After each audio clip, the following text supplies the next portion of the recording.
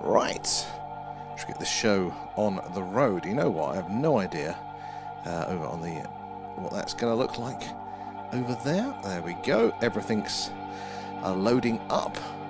Let's get this show on the road. Sadly, the clouds tonight are quite prolific. It's been very miserable here, so we're doing an alien radio signal hunt. If you're on the vertical, that's not looking good. Why is that taking that one there? God, technology these days. Very, very interesting there. So yes, if you're just joining us, we're doing a live alien radio signal hunt where we are searching what's called the hydrogen line, the channel on the radio dial where scientists theorize that if ET is out there, this is where they'd put the message. Hello, is anybody else out there? Blue Nose, how are you doing there? Phrase is in as well. Thank you, Phrase, there for the gifts as well. Was going to do gaming tonight, but it wasn't working. So I thought we'll just do this one instead. There, Paul as well. How are you doing? And Kenny is in as well over on the tubes. How are you guys doing? Thank you for signing up there for members as well. It's really, really appreciated, and it does go back into the stream. You'll be able to join us for our next live deep dive. So it won't be this coming Friday, but it'll be the Friday after there. We'll do that one for you guys over on the tube, so you can join in there. Rio is in as well. Carl is in, and GWAC already, guys. There, and thank you, Carl, as well. GWAC and Blue Nose for the gifts. Marcus too.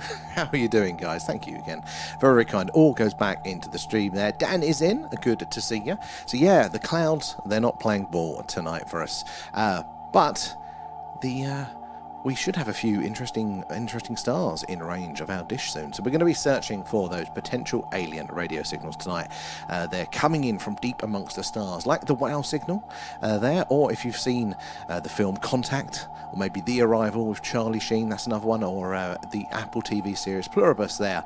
We're doing that sort of thing. We're listening out, hoping to hear an anomalous radio signal. Now, they are quite rare, but they are not impossible, and as our technology improves as a species, we are getting more and more of these anomalous signals. Hopefully, as the Earth rotates there, a dish is going to sweep across the night sky, passing over various stars. Hopefully one of those is going to have a civilization on it that is sending us a signal, because it is right place and also right time there. Grim, thank you for feeding Alan. Nom, nom, nom. And G-Wag Thanks, there guys. as well, coming in with the roses. Appreciate that. We're all good, Rio. We're all good. I'm stuffed full of Chinese there. Good to see you there. Marcus Lamorgs, how are you doing? Have you found the remote control yet, though? And Liberty there fell asleep in the stream last night. Hey, if you can do that, if you're getting something from it, that's all good with me there. I couldn't with my yapping away there. But hey, if you enjoy it, then a wow moment. Exactly. That is what we really, really want to see. There again, quite rare. It's not going to be like the skywatchers where they're very, very fruitful, very, very active. We're going to be chatting along. You know, you've seen it in the scenes in the TV shows there, or in the films, where they're all in the radio control room there, aren't they? They're chucking the old crumpled up paper into their waste paper baskets there, and then all of a sudden the sound comes through and they drop everything there and they call their friends up all excited. It's kind of like that moment. We're going to chat away tonight there about the phenomena, about your experiences, what's going on in the latest news, about how this all works. But then if we get lucky, these charts here, these meters should start to show a nice spike. Very simply, we want that red line to look roughly like the green line. But these are the charts, and you can see that is technically the same one, but it is displayed very, very differently. This is dynamic. They're all the signals coming in live across all of the channels, and this one is showing averages, so it actually looks a little bit differently. They're helping us to possibly pull out a potential signal deep in amongst all of that background noise there, which you can hear. Behind the music there is the cosmic microwave background, the sounds of the early universe just after the Big Bang. There, and there, it's the radio frequency. It gets me nodding off there. Some people, I think, it has the opposite effect. Like, I think it's too close to static and it stresses them out. So it's not for everyone, but I find it quite soothing. They're combined with the music as well. So guys, as you are joining us, do say hello. Let us know where you're all watching from tonight. And yeah, let us know how you feel about the phenomena. We'd love to hear about your opinions on it there, the latest news, because we're in a time. What a time to be alive if we're interested in all this sort of stuff. There is so much going on in the UFO, the alien world there. I think as a community, we're stepping out of the shadows into the wider public sphere. All of a sudden, I can imagine in a few months' time, maybe a year's time, whatever it might be, all of your friends that have looked a little bit at you sideways about, why are you interested in that? They're going to be asking you guys the questions, once it is all official to some degree and out there. And the projectors been dispatched there and can't wait for it to... Oh, yes, because you're going to project us up. I need to see a picture of what that looks like. Alan in glorious Technicolor there on the wall there, and GWAC coming in with the shares. Thank you for those guys. It is the likes and the shares that helps us reach more and more like-minded people like yourselves, and the more eyes and minds we get in on the phenomena, discussing, you know, what you've seen there individually, your thoughts on and around it, help us all piece this puzzle together. So yes, we are doing an alien radio signal search tonight. The more we do it, the more our statistical odds increase of a detection there. So yeah, buckle up and get your questions ready. There, M to the C, how are you doing? So you guys can't see it. No, it's disappeared on that one. That's very, very frustrating. But yeah, you guys down here, that black spot, that is actually meant to be showing. I'll see if I can bring that one in actually, because that's rather annoying. Let me see if I can bring in another source here. So I don't have to keep telling you what it's like. Right, give me a second. The screen's going to go weird. He's looking at everything, and I'm just going to manually, whilst we're doing this, need to try and bring in this. I want to bring in the sky map for you guys so you can see what I am seeing there with the night sky. I think that is it. Yeah, right now, if I make it much smaller so we can fit it in that spot there. This is a live sky map. Shows you where our dish is pointed, what stars are in range and about to come in range as well themselves there. So that way you can kind of see what is coming up on the horizon, which tonight we are actually perfectly timed. If I get it really, really small, we are perfectly timed. That will do, I think. For now, it's a rough fit, but it'll do. Anyway, so now you can see down there, that is a live sky map there. It'll update as the night goes on there. Those stars are going to move across the screen. The red circle is the red circly square bit in the middle. That is where our dish is pointing. That is our catchment area there. So things in front of that is what we have a chance of getting a signal from. The outer radius there is if it's a very strong signal and the wind is right, maybe we can pick something up from that. So as you can see there, we have got one star just in the cusp there, and that is Minkar at 303 light years. So if we are to detect a signal coming from Minkar, if we saw it pick up on the screen right now, then that means that signal was sent over 300 years ago there.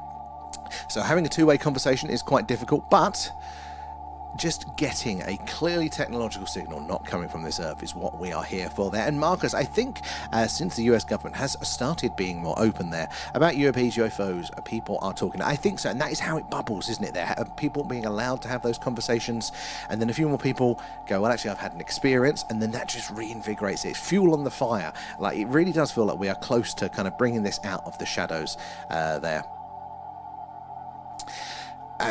Definitely to be taken more seriously. And Rio there, how are you doing, Rio? We're all good there. Morph, awesome. Welcome aboard. Welcome to our little corner of the internet where we like to look for any sort of evidence there of the phenomena. So on clear skies, as we've had a good run this week, we get our camera out and we point it to the night sky here in Wiltshire, which is right in the heart of crop circle country and just down the road from Stonehenge here in the UK.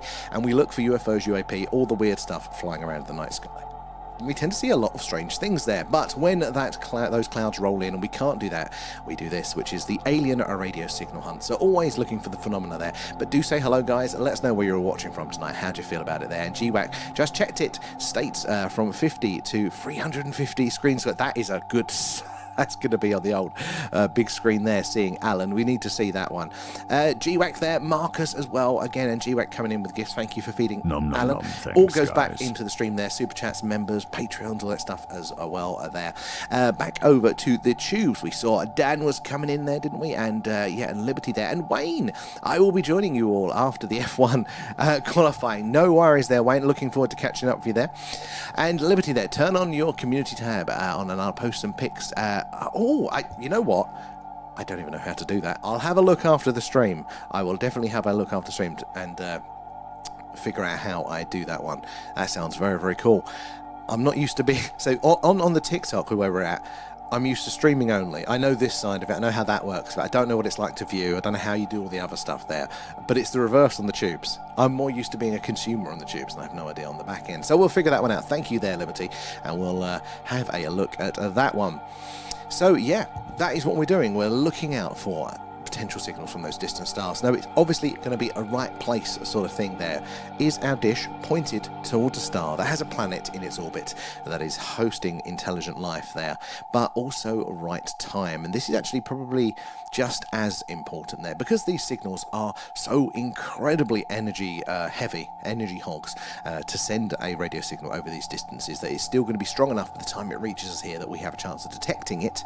It's going to take a hell of a lot of energy there. So it is unlikely that a civilization is going to be sending those signals all of the time. In fact, us as a species, we have done it once. We did it in the early 1970s, saying, hey, we're humans, we're on the third planet from our star, carbon-based life form, blah, blah, blah, there. But we sent it once there. And now science wants, quite reasonably, to be able to confirm any potential signals coming in. So we've had lots of anomalous signals, like the WOW signal, and many, many more there, but we haven't been able to confirm that any of them are 100% alien. We haven't been able to prove that they are man-made. In fact, they look quite anomalous. Like the WOW signal, for example, looks exactly like a technological alien radio signal there, exactly where we'd expect to find it. But for us to confirm it, to get that win, the slam dunk, then what we need is to get a second dish pointing up at that star there, so they can both sort of confirm that they are getting it from the same source, and it isn't something in between the dish and the star that's sending it like a passing satellite. But as I said, we sent our signal once. If aliens do the same thing as we do, how are we going to get that second detection there, especially if there are years in between check-in? So lots of anomalies there, lots of candidate signals out in the night sky. But can we get that second detection? I think we are getting closer and closer to it there. And Viking is in there. And Paul, how are you doing? And Paul, thank you earlier as well. I noticed you popped in there with a couple of membership, and you gifted members as well there. So really, really appreciate that. Thank you, Paul. So it all goes back, helps us keep things running there. And what that's a swan. I've not seen a swan before. Thank you there, G-Wag. It's very cool. But Paul, yeah, so thank you for doing that. With the members, we're going to be rolling out our deep dives if you are interested in those. So every other week. We just did one on Friday, and it's normally on the Patreon, but we're going to be doing it Patreon and on YouTube members now. There's a few of you over there, and yeah, you'll be able to tune in live for us really going through a document, or a sort of a whistleblower's account there related to the phenomena, because it's like the private groups, we can really get into the details. We don't have to keep introducing what we're doing there. So you're very welcome, if that is your cup of tea, to join us over there. So it won't be this Friday, it should be the following one there. I haven't decided what we're doing, what we're looking into yet, but we have some very interesting ones in the bag, I think, ready to go at some point soon there. So appreciate that one, Paul. Thank you again for that. And yeah, hopefully we'll see you on the deep dives there. And Leanne coming in, a G-Whack as well, coming in with the extra gifts there as well. Appreciate all of that, guys. Said it all goes back into the stream. Where are we over there? Marcus sent a treasure box. So guys, do thank Marcus when you claim those coins there. And yeah, oh no, my god, guys, I'm up to date in the chat. I'm not used to this. But yeah, we have got one closer by star in range tonight. We're about to have another 3. So we've actually picked a pretty good time to do this one, because yeah, we're going to have some close by stars in range very, very soon. So why do close by stars matter? Well, we have a statistical increase of detecting a signal from a close-up by star, because there is less distance for that signal to travel, therefore it doesn't have to be as strong. So a wider range of signals are going to be possible for us to potentially detect. Now, on these sort of space scales, now space is very, very large. It's hard to wrap our head around sometimes. There we go. Ginar has just come in range there. So it's Minkar and Ginar there have come in range. But the scales are trying to get your head around what these sizes look like. Our closest stellar neighbour there, Proxima Centauri, is about 4.2 light years away. That is our next door neighbours, the house one along from us. These stars here, so Minkar is 303 light years. And Ginar is 165 light years. So a little bit further than next door, but still in the same town. Not too far indeed. So they're the close by ones. There's going to be another 2. I think it's Algrab and Kraz are about to come in range for us probably in the next 10 minutes or so. So we're going to have 4 close by stars in range. We need to be paying attention if we see any differences. Is there a correlation between stars in range of the dish versus not there? Again, stars can in and of themselves produce radio signals. Nature is incredibly noisy in a radio. Oh my god, TikTok is a pain in the arse. What's this? There we go. Telling me, oh, there's problems with your stream. You go, no, that's just the sound of the radio. It's not interference.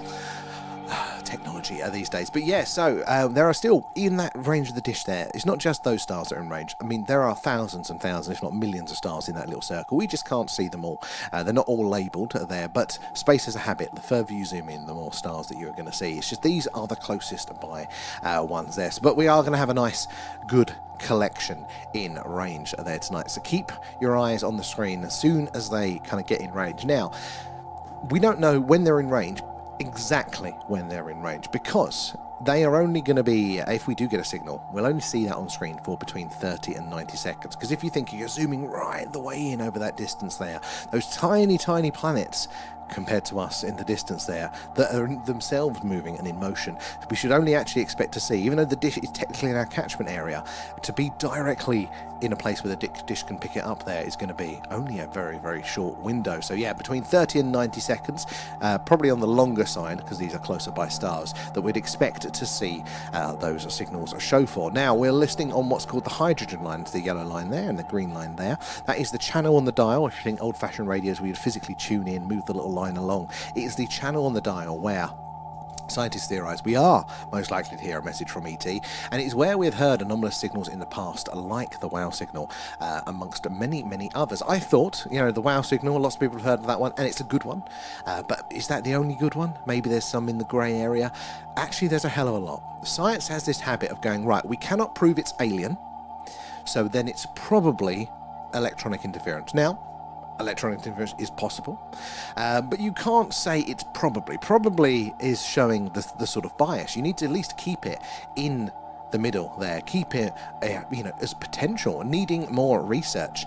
And some very, very close by stars are giving us some very, very interesting potential signals. In fact, our Proxima Centauri there, our closest neighbour, may well be sending us signals very, very regularly. They're coming in, and where are we? In here's a slight buffering for about 2 seconds, but all good. Oh, thank you, Marcus. I was a bit worried about our internet tonight. I did have to refresh it before we came online, so let's hope it holds out there. Rio coming in, Leanne and GWAC there, guys. Nom nom nom, thanks, Thank you for feeding Alan. I do appreciate all of that. I'm just looking at our little ping monitor, and it's saying it's quite high tonight. Let's have a look there. Raf is in. How are you doing? And how's your shifts going? Hopefully not too bad there. Blue Nose, thank you for the cake there. Very, very kind. Appreciate all that, guys. Goes back into the stream there, helping us improve what we do. In fact, speaking of improving, very grateful to Nuelec there, the manufacturers of most of the electronic equipment that we use. We did a competition giveaway with them, didn't we? In February, was it? Or early March? I think it was during February. They're giving away some start sets to you guys, so hopefully at some point we can do another version of that for you guys to be in the winning the chances there. But they also helped us upgrade, make our equipment a bit more sensitive there. So if you are interested in doing this sort of thing your own, or on your own there, or playing with the radio stuff, do give them a check there. And where do we get to on that? No, we are all up to date. God, I'm not used to it being so relaxed in here, but it is a Saturday night, and it is also a SETI stream, so it's going to be a bit quieter. Especially when I dribbled this water down myself. But do, guys, let us know. Had an experience there with the phenomena, or maybe it's something in the UFO news you'd like to discuss, or just make us aware of. Love to hear about that one more there. Oh, yeah, it was okay there. Another one tomorrow, then off Monday. God, I don't know how you do those sorts of shift rafts, especially in that sort of career, where you actually kind of do have to be on the ball there, because it's quite serious. I admire that ability there. I would have been in a shallow grave, like a sickly Victorian child, I think, quite early on there. Marcus, being very efficient tonight, Sam. I'm trying. No, it's just because it's a quiet night. But yes, we're going to have 2 more stars in range there, Algrab and Kraz, but we've already got Ginar and Minkar in range. That gives us a nice spread of distances and all that sort of stuff there, so hopefully a higher chance of detecting those signals. Dan, now, have you seen the film Contact? We have, and it is a brilliant, brilliant film, Contact. And it's basically the sort of thing that we're doing right here. We are pointing our dish up to space there. It's a bit of a lottery. Right place or right time. Are we going to potentially be hearing an anomalous signal that could be from an extraterrestrial civilization there? Now, anomalous signals, as I said, are quite rare, but as our technology advances, it does seem to be that we are able to detect fainter and fainter signals. We are getting more and more. It used to be the case that once every few decades, scientists would have a strange signal they couldn't quite understand where it's coming from. But now it is pretty much annually we are seeing a handful of them there, and if we do get one, it is a bit of a lottery there. But yeah, the closer by the star, it kind of makes sense that we're going to hear more from those, because closer by, less of those distances, less distance for the signal to travel. It's kind of like shouting there as well. So if you're in a field and your friend is down the other end of the field and you want to hear each other over that distance, you've got to shout, haven't you, there? If you go a bit further away, they're going to have to shout louder. If there's a road in between you guys, that background noise is going to block out your voice, so you're going to have to shout even louder. And it's kind of the same when putting that energy into those radio signals to traverse these distances. But again, we are listening out for a very particular type of signal. It is a civilization reaching out, saying, hello, is anybody else out there? Or something along those lines. So we're not necessarily listening out for ET talking to ET, picking up their radio or television. Those signals are probably going to be quite faint, but they could also be absolutely anywhere on the radio dial. They wouldn't necessarily be at this frequency. Hey, Blue Nose, see the cowboy, I love that. Ta-da. Hat for a hat.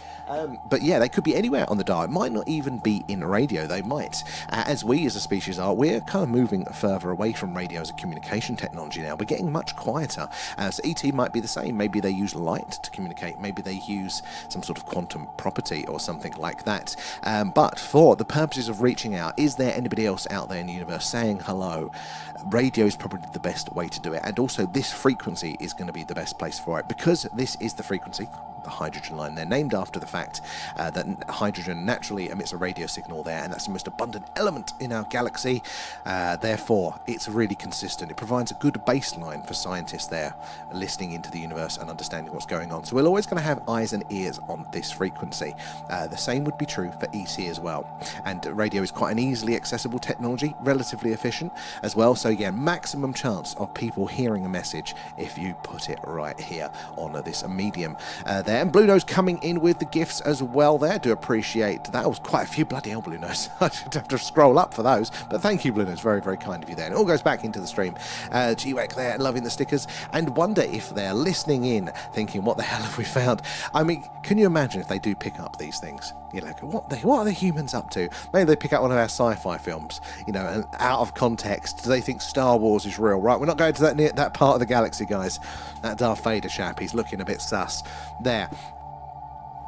And Dalius, is that there? How are you doing? Where are you joining us from tonight there? Thank you for the follow there. Would a signal be centuries old? Oh, Dan, you are on the money tonight. Yes, most probably. So, for example, we've now got 3 close by stars in range, and this is close by in space terms. So, you know, you wouldn't want to walk it there. But we have now got Kraz at 140 light years, Ginar at 165 light years, and Minkar 303. So not particularly fast, still our neighbours, but the light years is the interesting bit here. So radio waves travel at the speed of light.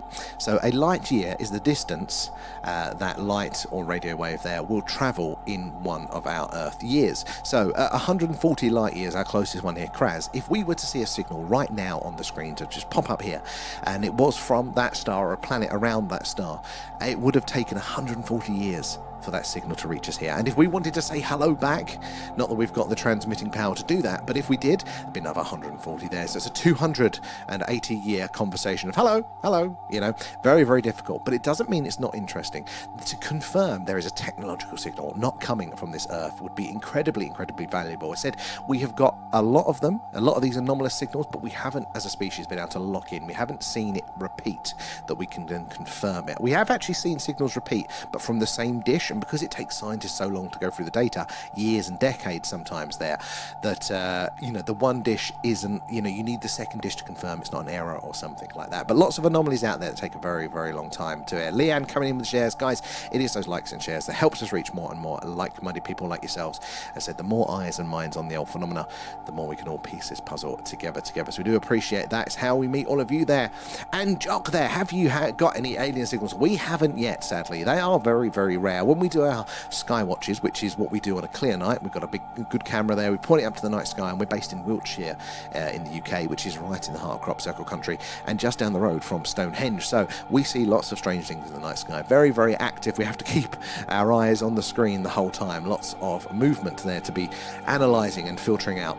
But these ones, we haven't had a signal yet. But it just means that when we do, it's going to be like winning the lottery. Again, they're much, much rarer, but they do happen. And I said, you know, it is like winning the lottery. So we all get a claim for that one there. And where are we? Make sure you're tuned in when it arrives. Yes.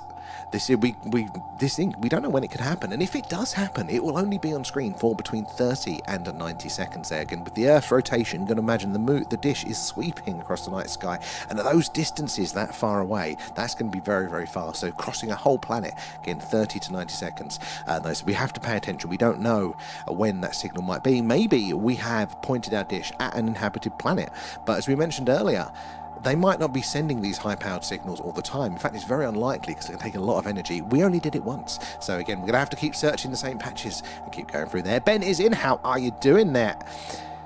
And is it Dion there? Hey, where can we see, is it Vesta there? Do you know what planet or star will be the next two? You know, I have no idea. I'm not very good on my constellations, sadly. But there's a really good app called Sky Map that I use, or Stellarium, and they can tell you, like through your camera phone as well, tell you which way to look and where it's going to be, and it tells you, you know, what its path it's going to be and tells you what time it's going to be in certain places. So definitely worth checking those out. Back over to the tubes there. Oh, the job itself ain't so bad there, Raf. It's the divs I work with that stress me out more than the residents. I've been in a few places like that, Raf. And Long John, how are you doing? Good to see you there. Sorry it's taken me a while to get around to you there because I'm across two chats tonight, so I like catching up between the two. But guys, if you're new here, do say hello. Let us know where you're watching from. Ask any questions you like. There's no silly questions here. Maybe it's about how this all works, what we're doing. Are we mad? Or maybe it's something you've seen in the news, or if you want to share your experience with the phenomena, you're welcome to there. So we do, do say hello there, but also give us a follow or a sub, depending whichever place you are watching there, because we do this basically every night. Cloudy nights, it's this at the Alien Radio Signal Hunt. Clear skies, we do the live UFO UAP skywatch, and that's what that looks like. We see lots of wonderful, beautiful stars and interesting things there. Lots of movement, a lot of man-made satellites, but also a lot of anomalous things as well. So if you're following, hopefully you'll get that notification when we go live there. Samuel, 100 subs away from 1,000. Oh my, yeah, Raf, I noticed that one last night. That's our next milestone. That's going to be, it's crazy, isn't it, Raf? How the tubes has kicked off. It's on most nights. Although last night was quite busy on the TikTok, but actually for the last week or so, it's been beating there. And Chris, according to the Sumerian clay tablets, they knew of 46 star systems with life. I hadn't heard that specific bit, but it would make sense. The more that we are looking out there, the more we are finding that, there are these little indicators that could mean that life is absolutely abundant. We are now able to scan the atmosphere of some of these distant planets that are orbiting those distant stars there, and it's looking like, from our analysis now, that there is those gases seen in the atmospheres there that, as far as we know, can only be made by life. So it's a bit of a soft detection, but it does look like life is going to be absolutely abundant there. So, and I do think there's either some sort of connection, whether it is advanced civilizations that had their own technology to find that out in prehistory, or is there a connection with us and them? Maybe they've been visiting the whole time. So it could well be. There's lots of potentials there. Let's have a look. Where do we get Brad coming in with the gifts there, and Blue Nose will say thank you again for that, and Brad, thank you for feeding Alan. Nom nom nom, thanks. All guys. goes back into the stream. Right, where do we get to in the TikTok chat? Let's see where we got up to with you guys. And no worries there, Dion. Do appreciate asking the question, so ask away there. Good evening, Brad. I'm looking like a drowned rat at the moment there. Got caught in the, I did earlier. I've been damp all day and I've not been happy about it. It's one thing, I don't mind being wet and I don't mind being dry, but I hate being fucking damp. They're loving the stickers. Contact, I'd forgotten about those stickers, G-Wack. Do you remember when we had the physical stream stickers that you could actually stick on your things there? Sean is in. How are you doing? How is your weekend going there? And Julian, welcome aboard. How are you doing tonight there? Where are you joining us from there? Jamie, UFO. Well, that is what we're looking at, isn't it? Well, what we're looking for when we're doing our Skywatch streams. How are you doing there? And aliens are demonic. Now, this is a very, very interesting angle here, isn't it? We hear a lot about this, particularly from the US. There, and there is this idea that aliens may be the demons, the biblical angels and demons and all that sort of stuff there. And we look back to other religious texts and things like this, and it does sound like they are describing the same phenomena. Strange lights in the sky, there, little people taking people away, folklore as well. It all rings true. So now, as some people will say that the aliens are the demons there, I kind of lean more towards that. that's how they were interpreting them back in the day, and we're now interpreting them as extraterrestrials or something like that. God knows who is going to be more accurate. Probably we've both got both of those arguments, and all the middle ones there are all, again, just 20% correct, but just in different ways. This is the thing. So I leave the door open that we're probably, trying to understand, do our best to interpret the same phenomena rather than a literal thing. But hey, maybe there are some interesting cases there. So I like that one, Jamie. And where are we? Loving the stickers there. What was that? Oh, it's Interstellar, handbrake turn. Oh, South Wales there, Sean. I'm very, very jealous. Do love a bit of Wales myself. Hopefully with our road trip at some point, when we eventually sort that one out, we'll be able to hit a few places in Wales there. And I think you will have to do an outside one when we reach it. I really want to. I'm trying to align with Pete to do another on location. We really want to do Stonehenge, but we need to see when the next bit of weather is. Wait a minute. Sorry, guys. I just noticed something on this one. There we go. Right, is that going to work? For some reason, tubers, if you are on the vertical stream, it cuts the middle of the stream rather than actually the proper vertical view there. So tubers, if you are on the vertical view, go over to click on the page there and look for the actual horizontal mainstream. There's so much more to see on that version of it there. You can see all the meters, not just my big face. So definitely worth finding that one in as well there. And Kevin, there is oxygen in space there, and what keeps the fires in the sun burning? Brilliant one, Kevin. And you know what? I didn't really know the answer to this one until surprisingly recently, but there isn't oxygen in space, right? It's almost a vacuum. So what that basically means is nothing. So in the same way that we've got, the oxygen in our air here, we're not in a vacuum. There is a certain amount of particles per square millimeter. There's a certain density there. So in the same way of when we jump into water, we can feel that water is more dense. Those particles are closer together. They're wet ones.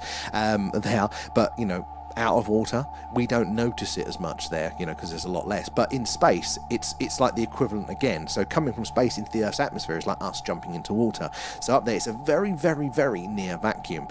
Not quite a full vacuum as they thought, but it is a very, very near vacuum. So there's no oxygen up there, or really any gases, which causes a lot of problems, why we need the spacesuits and things. But how do those stars keep burning away without the oxygen? So what is actually happening with those is they're essentially big nuclear fusion reactions. So it's not like a traditional fire in the senses that we would see on Earth. They do need fuel and they need oxygen and things like that to burn. But what's happening is that those stars they're so big and so massive, which is technically a different thing. It's not just size. That's again its density.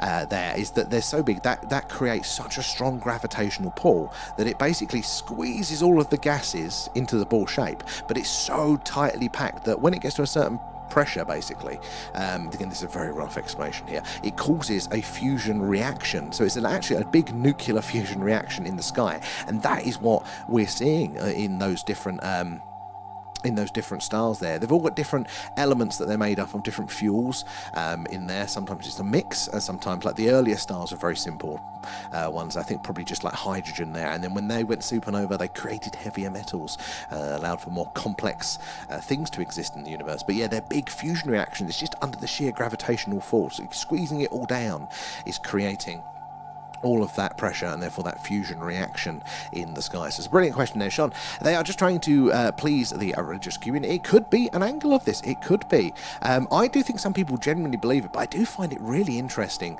when you do look back to those older religious texts. There even cave paintings and stuff like that. Like if you take off all of that human interpretation, like, okay, this is God. Go, no, what did you actually see? Well, what's the description there? Well, it was a being of light. There was this craft in the sky, and Jeff disappeared for 3 days and come back with a headache. Like it all sounds very, very similar. I think there was a Saint Francis of Assisi had what we would now call a UFO experience. He thought it was as a religious experience, saw an angel, but this big light thing came down. He witnessed it. Somebody else. He got very close to it, and then appeared to die very recently afterwards from from what appears to be radiation poisoning or something like that, you know. So, you know, again, we can only do our best as humans of when we're trying to understand something. We have to filter it through what we know. We can't necessarily see or even really perceive or understand something out there unless we can tie it to something. So I think that's what's gone on along there. And it's a very good one there, Sean. And Galloway Park as the darkest part. Is that really? That is very interesting. I wonder what the difference in range is there. We've got a dark sky reserve down the road from here, so we do want to do that one at some point. And Sean, if they are demons, are they trying to say they are like the... Oh, was that Cenobites there? Oh, I don't know. What I hear is that some people do think they are like literal demons. You know, they're not extraterrestrials or anything. Some people do think that they are like the literal biblical demons, which again I think is probably around the wrong way there. A headache and a limp, exactly. I mean, there's the effects of hanging out with Alan there. And gee, right there, as Danny Dyer says, it's got this massive... It has. I actually did start to watch the Danny Dyer UFO documentary there. So it's from Hellraiser. But you know what? I haven't seen Hellraiser. I know of it, but I will get roasted for the lack of films that I have seen there. Raf there, I think you do the outside one. And Paul there, I believe they're both angels and demons, and evidence shows that they have been here for thousands of years. Now, they've definitely been here for thousands of years, and the angels and demons is a really interesting twist, because something that a recent study was that basically, if a civilization is advanced enough to have warp drive technology, well, that is essentially, it requires a lot of energy there, which is, it's a weapon. You know, same as nuclear reaction technology creates energy, it also can be a bomb. Energy can be used both ways, you know, for good or bad. So if you've got warp drive there, you've got a lot of energy that is easily accessible there. Your culture will either have to be so rigid and so strict and so homogenized, everybody thinking the same thing, and therefore nobody's going to have any arguments, and so therefore they won't use that against each other. Or you've got to be so fragmented and so individual there that any mistakes you make, or if you take out your friend, it's not going to knock on to and collapse your whole society. And that they were basically making the point that angels and demons there, you know, the ones that are all following God's rule and blah blah blah, you know, and the ones that were the opposite of that there, it was another parallel of that. So I thought that was a really interesting connection there. But you're right, there've been, you know, this phenomena, whatever we interpret it as there, whatever layer it is, you know, and does change, that interpretation does change throughout times. But the phenomena, you know, you go back to cave paintings that look like they're painting the greys there. Throughout time, it's that human cultural lens. What do we understand and believe at the time? And then we're seeing a kind of a version of that. It's probably the same thing, but we're just describing it differently. And Camry there, good evening, I hope you're all well there. The cloud and drizzle is on the Lynn Peninsula. Oh my god, complaining how damp I was today. Absolutely miserable weather. Hopefully it won't last as long as the weather's saying, so we can get back to doing some sky watches there. But guys, if you're joining us, we're doing a live alien radio signal hunt tonight there. We're searching what's called the hydrogen line. That is the channels on the radio dial here that scientists theorise that if ET is out there, this is where they'd put the message, hello, is anybody else out there? It's where we heard the WOW signal and many other anomalous radio signals there in the past. So yeah, join us as we're listening out, hoping to hear a message from ET there. But yeah, make sure you're following, subscribed, whatever it is, wherever you are, because we do this basically every night. Cloudy night, it's this, we're listening out for those signals. Clear night, we do a UFO, UAP, skywatch, and that's what that looks like. We're based right in the heart of crop circle country here in Wiltshire, so very, very strange and anomalous skies. Lots of things are seen there. And Nick there, how are we doing, big man? Good to see you there. Sorry for not joining for a while there. Life of a chef. No worries, Nick. You never have to apologise. Great to see you, but you don't have to worry about that. Like, sometimes life gets busy, but also sometimes life has a better offer, and sometimes you might want to just do something else of an evening. So that is always cool with us. You're welcome back whenever suits you guys there as well. But it's always good to see you all there. They are the interdimensional demons. So interesting. We're bringing dimensionality into this, and you know what? That could account for a lot of the phenomena. We estimate that there are many more dimensions in this universe than we perceive here. And this is the thing. It's not like that we don't see it. We can't perceive them. We wouldn't know them if they're in front of our face. We are just not built to interact in those dimensions, and so therefore we can't even have a mental image of what it would look like. It's crazy, but science does feel there are many other dimensions available, and that is, it's not necessarily like a little pocket universe, how Hollywood describes a dimension. It's the same place here, but it's another way to interact with it there.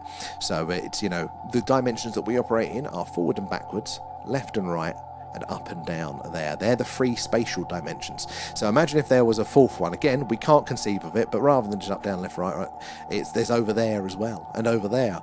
It's the same space, but a different way that you can interact with it there. But also you've got the temporal dimensions there. So time, we experience it in one direction there. But why wouldn't time also go in the other way? It doesn't break any equations there. And Nick there, angels guide me when out on the bike there, and demons live in my head there, causing the trouble. That can definitely relate to that one there. And Banana Ponies there, have you heard anything yet? So sadly not. We've had some anomalies, but I definitely think they're probably more in the interesting space doing its thing area rather than the alien radio signal. So it is a case of right place, right time as well. So it's not just, are we pointing our dish at the correct star?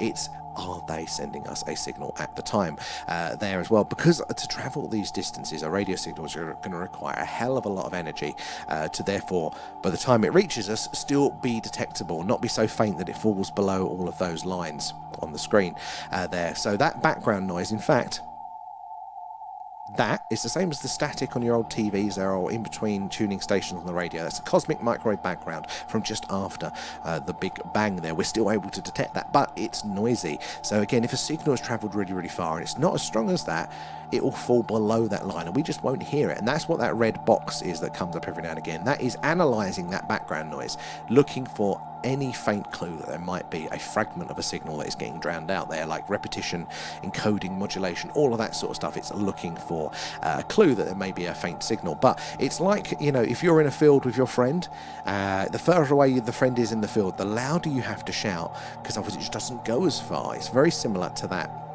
There, if there's a road in between you and your friend, you have to shout louder to get above the road there. So it's very interesting, but again, it's right place, right time. The skywatches are very fruitful, but the more we do it, the more our statistical odds do increase of a detection.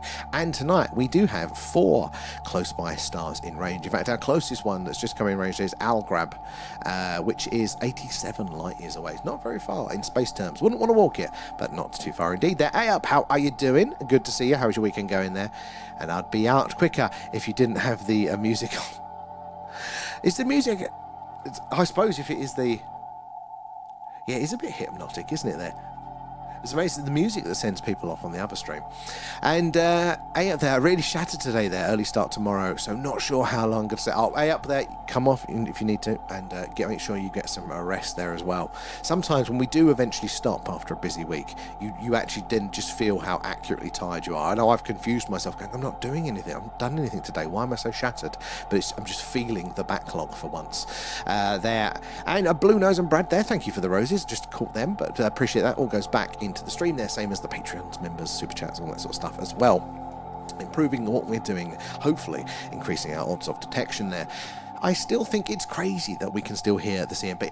It really is, and that it's so common that we were seeing it the whole time on our television sets as children there, or in between the radio station. I think it is it 300,000 years after the Big Bang, which again, look, we're talking about the billions of space years now. 300, that is right next to it, that is just after, but yeah, that's when I think it is the number around that.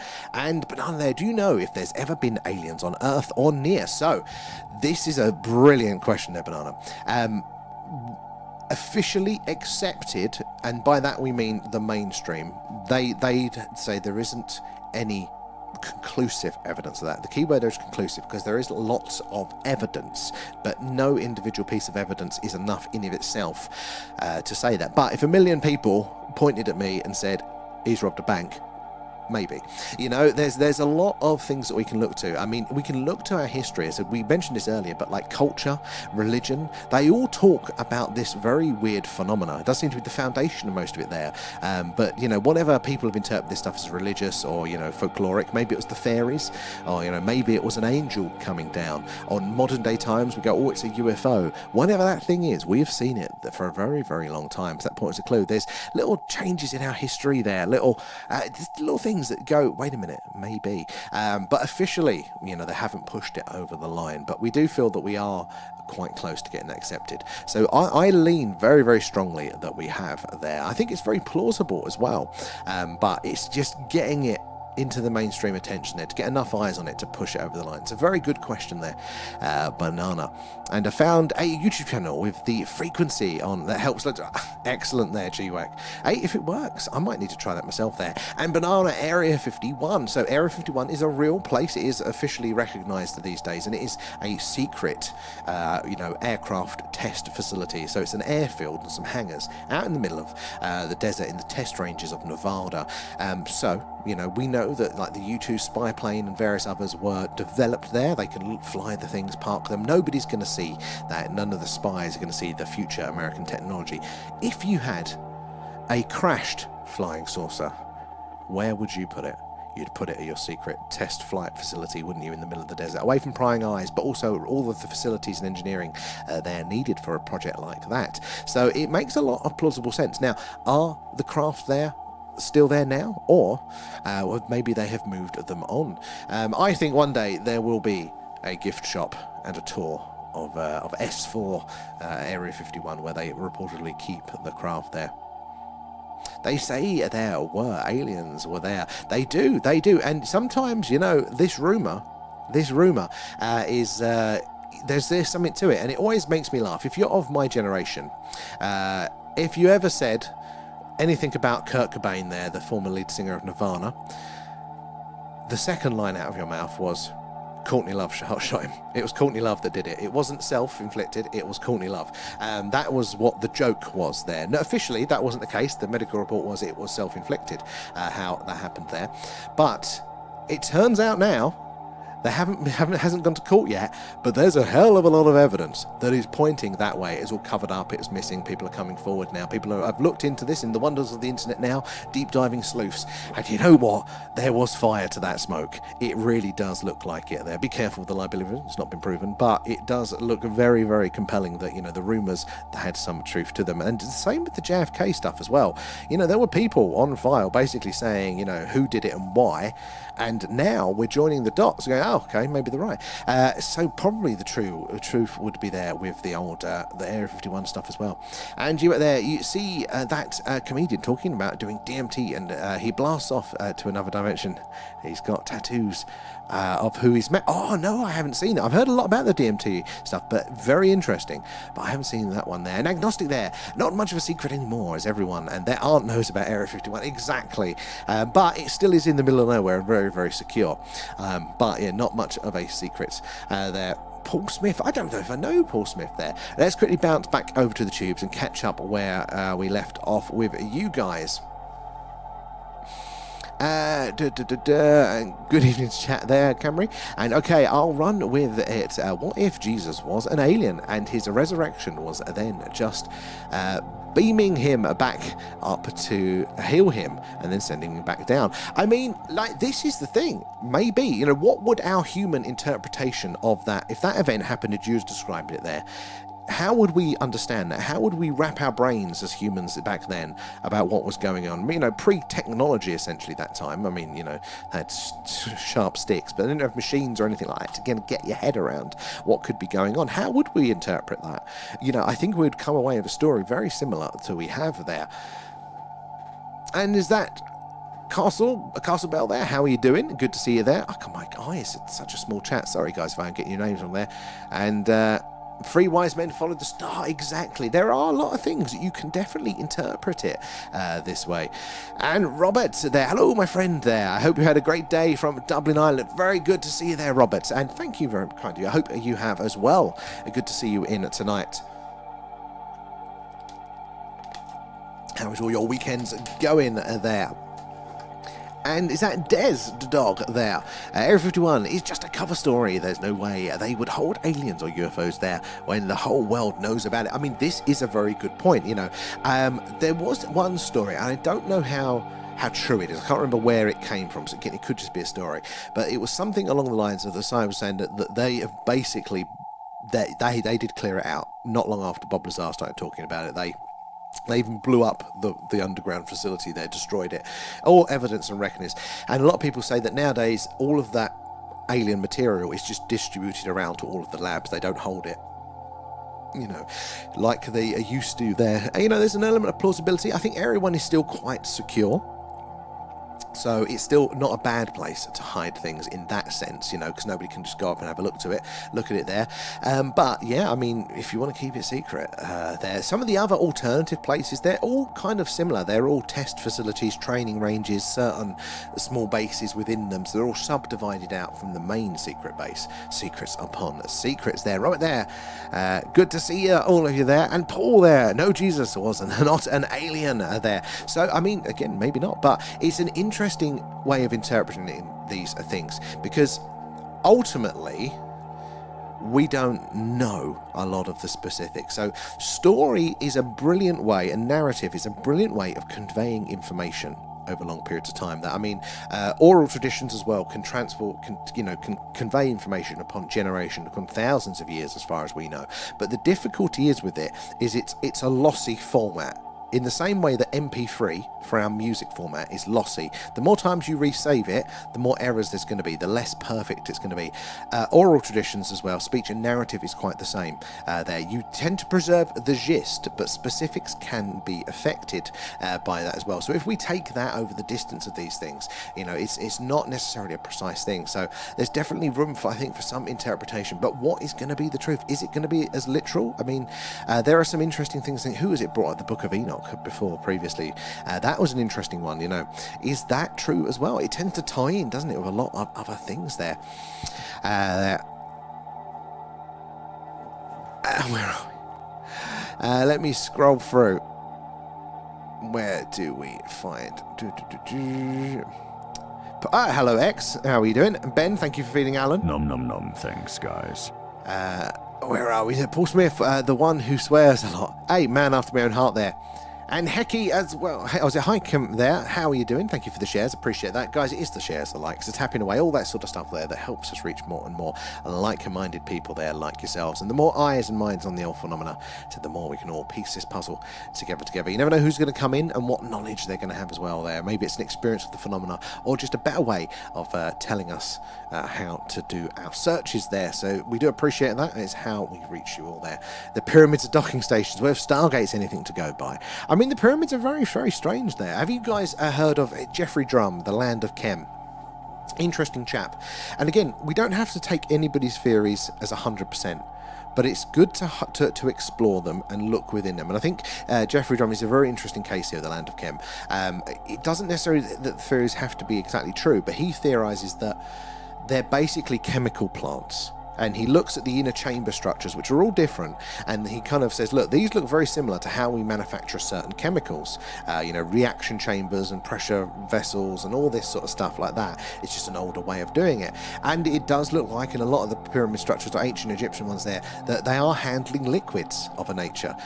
So maybe, I mean, again, I don't know. I think some of it's a bit loose, but the idea that, okay, maybe there's an industrial component to this, you know, I mean, we've had the Giza power plant theory previously, but yeah, I mean, they can be interesting there. You know, what is their use? Is it purely ceremonial? I mean, I don't think that's a slam dunk that the mainstream want it to. I mean, I'll hold it open still as a point, but I don't think it's the slam dunk that they want it to be there. Oh my God, what do they call it there? The Assyrian. Now that is a very, very interesting structure in Egypt there. An agnostic there. Did you know the reports from the Hittites of Moses and Israelites, states UFOs were with, especially in the parting of the sea. So I've heard sort of things around, but I didn't know specifically. And I think if we read through the text with this lens again, and read through all this old stuff, we're going to find some very, very interesting correlations there. So I don't, that one specifically, I don't know, but I do. It's very interesting. And the theologists are into that. It's an interesting angle and all this. We've got to be prepared to read into all of it, haven't we? There. You never seen Stargate, GWAC? Come on, you're pulling my leg. Stargate is brilliant. Might go rewatch it tonight. Is it true that the pyramids were lined up with Orion's belt? So they do believe so, and I can never get my head around how they actually, do these alignments. But they could archaeology there. So they're looking at alignments with the stars and when did they align to certain things. And I think it was Orion's belt, which again has a long history of being associated with our sort of after-death culture, where the soul may go, pointing to Orion. So it does line up with that, apparently. I think this is the deepest live I've watched. Never seen it. Oh man, GWAC. The film is good, and then SG1, the series, was good as well. I didn't like the other ones after that. But again, the gist of Stargate is that there are these physical Stargates, big stone metal rings, and they dug one up in Egypt there in the ruins, and then they figured out how to use it, and it's a wormhole to other planets, but not just one. You can dial it like a phone and go to other planets, and on all these planets, surprisingly, there's a lot of humanoid, other humans basically, and that the ancient Egyptian gods were these alien gods that have enslaved humanoids across multiple planets. And it's an interesting concept. Again, I don't think it's necessarily pointing to a deeper truth, but there might be certain parts of it that might be drawing on something like that. It's an interesting one. I think it's on Prime now as well. But they disappear into the rings. That's the one. What is that one? Blue Nose, amped up. Hey, I like that animation. Thank you there, Blue Nose. That is the one there. He spent 4 hours modding that are live on Theology. Well, then you're perfectly placed for this. It's the theme of the day. And they found one in Afghanistan. That's why the US invaded. So I did hear, I've heard a few rumours, but I think that is literally all I've heard. Like all of this other stuff, if you get into the UFOs, you've got all your crashes, you've got your witnesses, you've got your abductions, but the actual Stargate idea. And remember, the ancient Egyptians do talk about literal Stargates, not a conceptual, a literal, you go through there, mate, you're on that star. And they even map the stars and we know what ones they're talking about. But we literally, the only sort of on the rumour vine I've heard of is there was something to do with the Iraq and Afghanistan sort of invasion there. They'd maybe found something then, but also this recent one at the Hawara Labyrinth, that there is a big metal object underground there that they don't know what it is. So that is the other part of it. But yeah, not a lot of fruit, and I would love the idea that could be true in some way there. And I haven't the attention span to watch the series. Oh, it's all right, T-Wek. I'll start narrating them on here. We'll do a watch along. And just there, when I saw UFOs just 3 years ago, the formation mirrored the Orion's belts there, maybe their star system. There are reports that could be the case. There definitely are. Afghanistan and whistleblowers is my specialty. There is a few. Was that the Giants as well? There, Agent X there. Andrewski, good to see you there, mate. How are you doing? We've been all good. We've been all good. It's been a nice run of clear skies, but the weather has caught up with us, sadly. There. And where are we?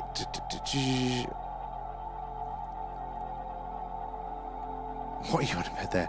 Oh, Private Tomcat, how are you doing? Good to see you in there over on the tubes. Guys, if you're new here, say hello. In fact, everybody, let us know where you're all watching in from tonight there as well. We'd love to hear from you there. But yeah, if you're new, say hello. Let us know how you feel about the phenomena. But we are doing a live alien radio signal hunt tonight. We are searching what is called the hydrogen line. That is the channel on the radio dial, these lines here, where scientists theorise that if ET is out there, this is where they're most likely to leave the message. And it is where we've heard a number of anomalous, strange signals in the past there, like the WOW signal, but many more since then. In fact, even our closest stellar neighbour, Proxima Centauri, may well be sending us radio signals. Now, is that terrifying to think that there could be an intelligent civilization on the closest star to us there, and on the star, but on a planet around the star there, that is either at the same technological level or a more advanced one?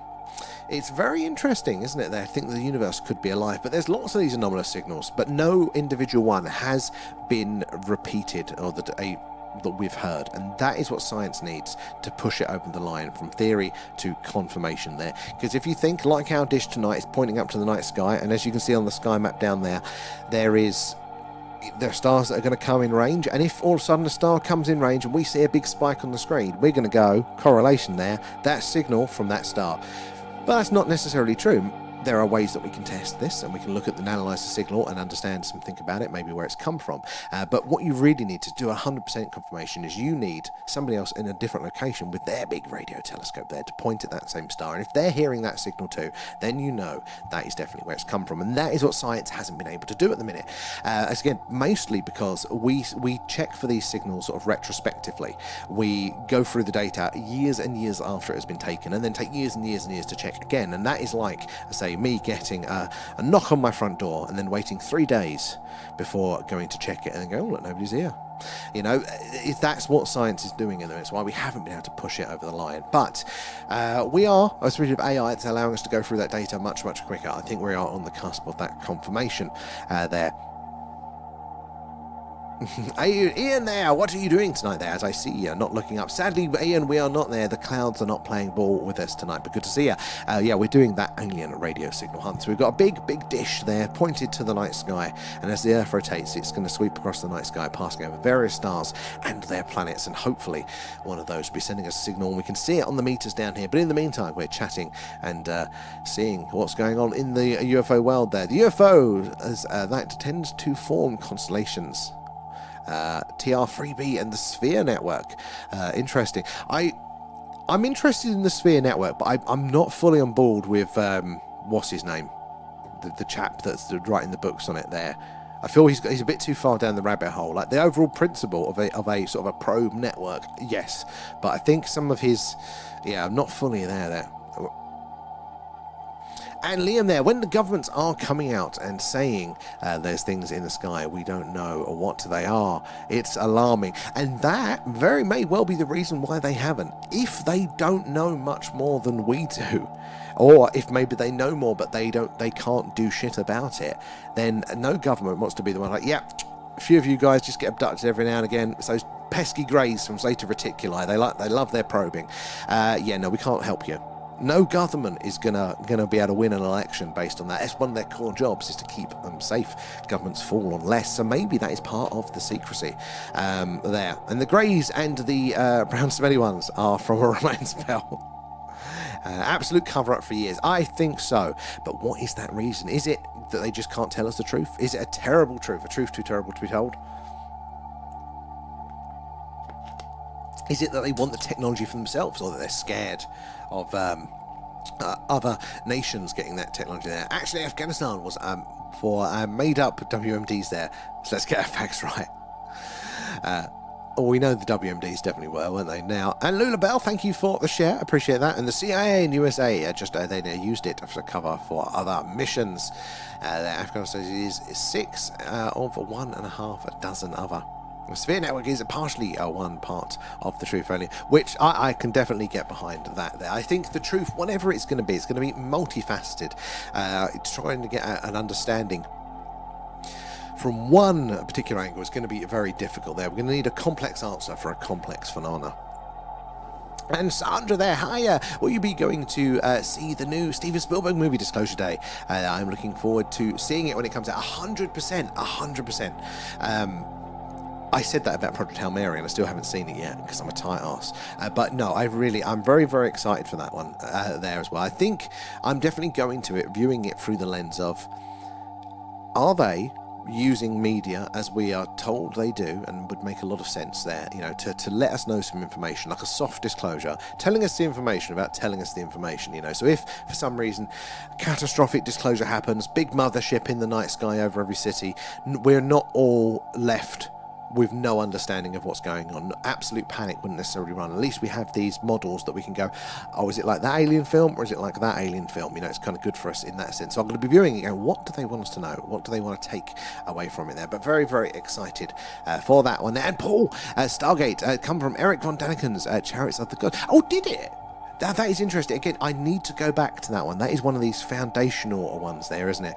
The premise that the gods visited us in ancient times there, whether they were meddling with us genetically or just swinging by to say hello. Sadly, we lost Eric von Daniken, didn't we? Very, very recently there. So I didn't know that, Paul, but thank you there. No Mary Kate and Zen tonight, Fierswood. Actually, yeah, no, it's quiet club tonight. I think Kate's probably playing Sea of Thieves today, all distracted. There, we did do a double yesterday with a deep dive there, and I'm excited to see it too. That Project Hail Mary is worth seeing there. I really did want to see it there, but cinemas are expensive these days, and I'm trying to be good, and also it's slightly inconvenient because we're in the country and we don't have a cinema around here, so I have to get on a train for it. But I really do. I was debating this weekend, if it's still on, to might treat myself to a new mortgage. Kate is here. I thought you were going to be distracted with Sea of Thieves there, since you've got that. You're over on the Twitch. Where do we get to in the TikTok side of things here? And Ian there, so how long? How do you know if you can hear or know it's something you can tell it's not normal? Brilliant question there, Ian. So how are we going to know that the signals that we get through here are not just man-made signals? How do we know that it's alien? Well, it's a brilliant one because, nature makes radio waves all of the time. In fact, that's what that static is, what we're hearing right now. Nature is very noisy in radio. We think of it as a technology, but we've harnessed it technologically, but it is a natural property. So we've got nature to contend with, then we've got all of those man-made satellites, and if you've been in on one of our skywatchers, there are a hell of a lot of those there, but also electronic interference and other things like that. There was a time, I think it was the Green Bank radio telescope, they went, oh my god, we've got this brilliant signal, and it turned out it was somebody on their lunch microwaving a Rustler burger. The microwave was unshielded and it was putting in electronic interference into the dish indirectly there, and it was just giving this spike that just looked like the perfect signal. You have to be careful, but luckily radio does tell you a lot about itself there. So one of the first things that we can do is, that we're searching on this line here, which is 1.420 there, it's the hydrogen line, and that is one of the few places on the radio dial that is protected. It's for listening only, because it's so useful for radio astronomers there. Then international treaty, you're not allowed to make equipment that broadcasts on this frequency. So it's not going to be my phone that if we get a spike here, it's not going to be a satellite sending a certain signal, mostly, because you're not allowed to do that. So as long as everybody's following the rules, which they pretty much do with it there, so immediately we've not got to contend with those other things. That does help. But the other part of this is going to be how long that signal is there for, because if you imagine if a dish is pointing up to the sky there, and because the Earth rotates, it's sweeping across that night sky there, passing over their various stars. So at these sorts of distances, we're only going to be pointing over a star or a planet around that star for about 30 to 90 seconds there. It's not long at all. So if we see a signal that is there for longer than that, look, if we actually do have some sort of slight interference coming in here, we're getting these ridges in.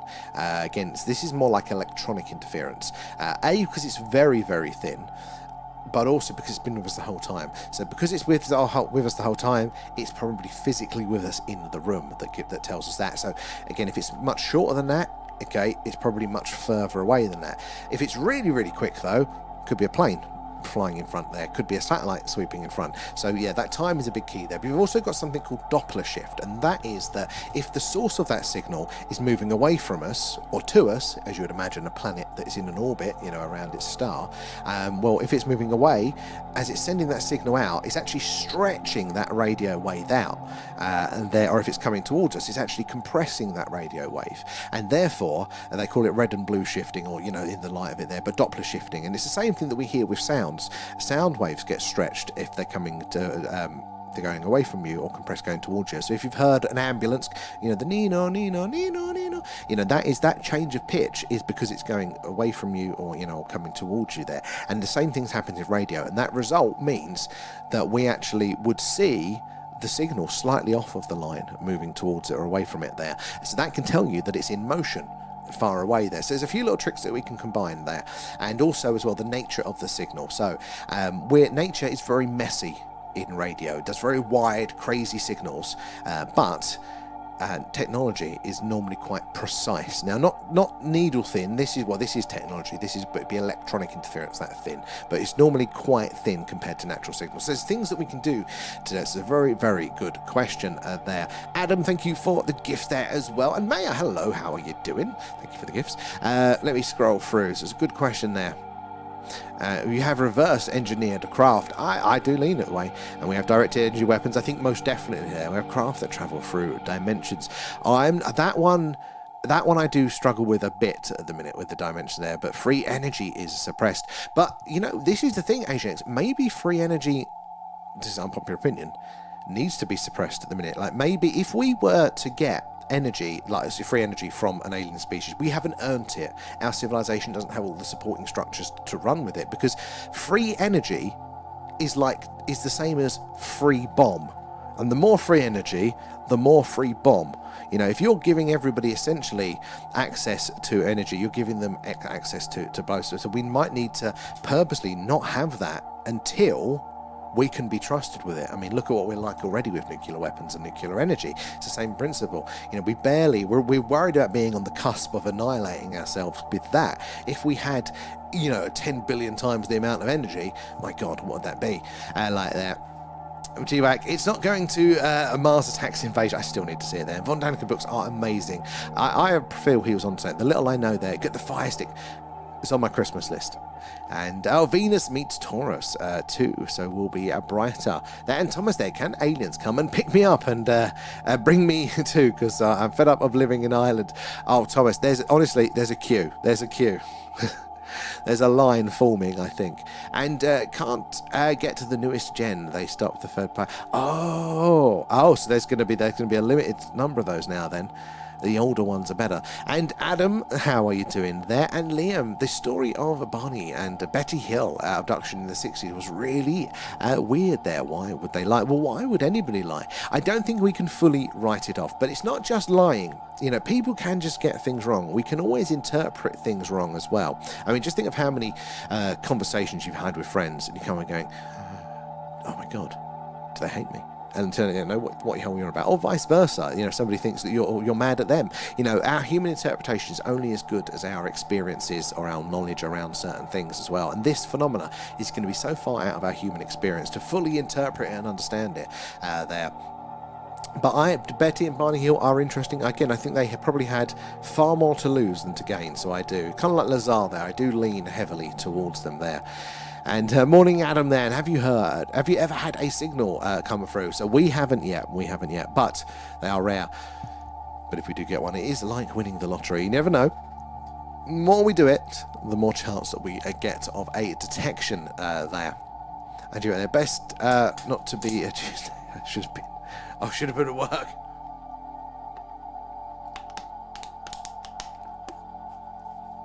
And add 100 comments. Well done. Honestly, it surprises me how long some of you guys have been with us there, sharing and stuff. It's a very long time, and together, exactly, Maya there. And Paul's car, how are you doing? Good to see you in. Right, let's quickly switch back over to the TikTok, see where we're up to. And Shadow there. I'm okay with nuclear. I don't even touch the stuff. I'm okay with nuclear. Again, nuclear is another one that I don't think we give it a fair shout with, things. But it is an interesting principle because, like, society does have to earn itself. And I don't mean, like, arbitrarily do the work, but we have to. So, put it this way, right? I often thought, in the early days of this stream, I thought if I had a handful of people to keep me company, that would be great. You know, like, just keep me company doing the skywatches, that'd be good. But the problem is, I'm human, and, you know, we had a really good summer, and we were doing, you know, like 150 concurrent people in the chat and stuff like that. And the problem is, you always want the number then to go up. You know, you just, for arbitrary reasons, it's kind of how the brain works, you know, growth equals good. But this is the thing. Be careful of what you wish for, because if I had got what I wanted at that time, which was growth upon growth upon growth there, but without doing what we're doing, you know, building up sustainably, understanding all the details, understanding all the variables and all these sorts of things like that, you know, like, you see it all the time. People that kind of, you get the 0 to 10, you get that big thing, be it your business taking off there, being fame, be it whatever it might be. If you've not built yourself up to it, you know, if you've not got used to the smaller version of that, then you don't know how to handle it, and at a big scale it's dangerous there. So I think we as a human, as a species there, have to do the same thing. We need to earn our way to that infinite energy there. Does mean there's going to be a lot more squabbling, because look, infinite energy, lots of good things about that as well, but by its very nature it also means infinite boom. You know, it's the same as nuclear energy. So, yeah, we need to learn, I think, the lessons, I think, from that one as well there. Loving the stickers there, Maya. And Game as well. Thank you for the follow. 300 days, Maya. I know it's coming up, is it? Yeah. Can't believe that already. Nearly the 4th year for you guys there. And Game as well, yeah. Where are you joining us from there? Thank you for the follow there. And where are we? Over to here as well. And Nanu, how are you doing there?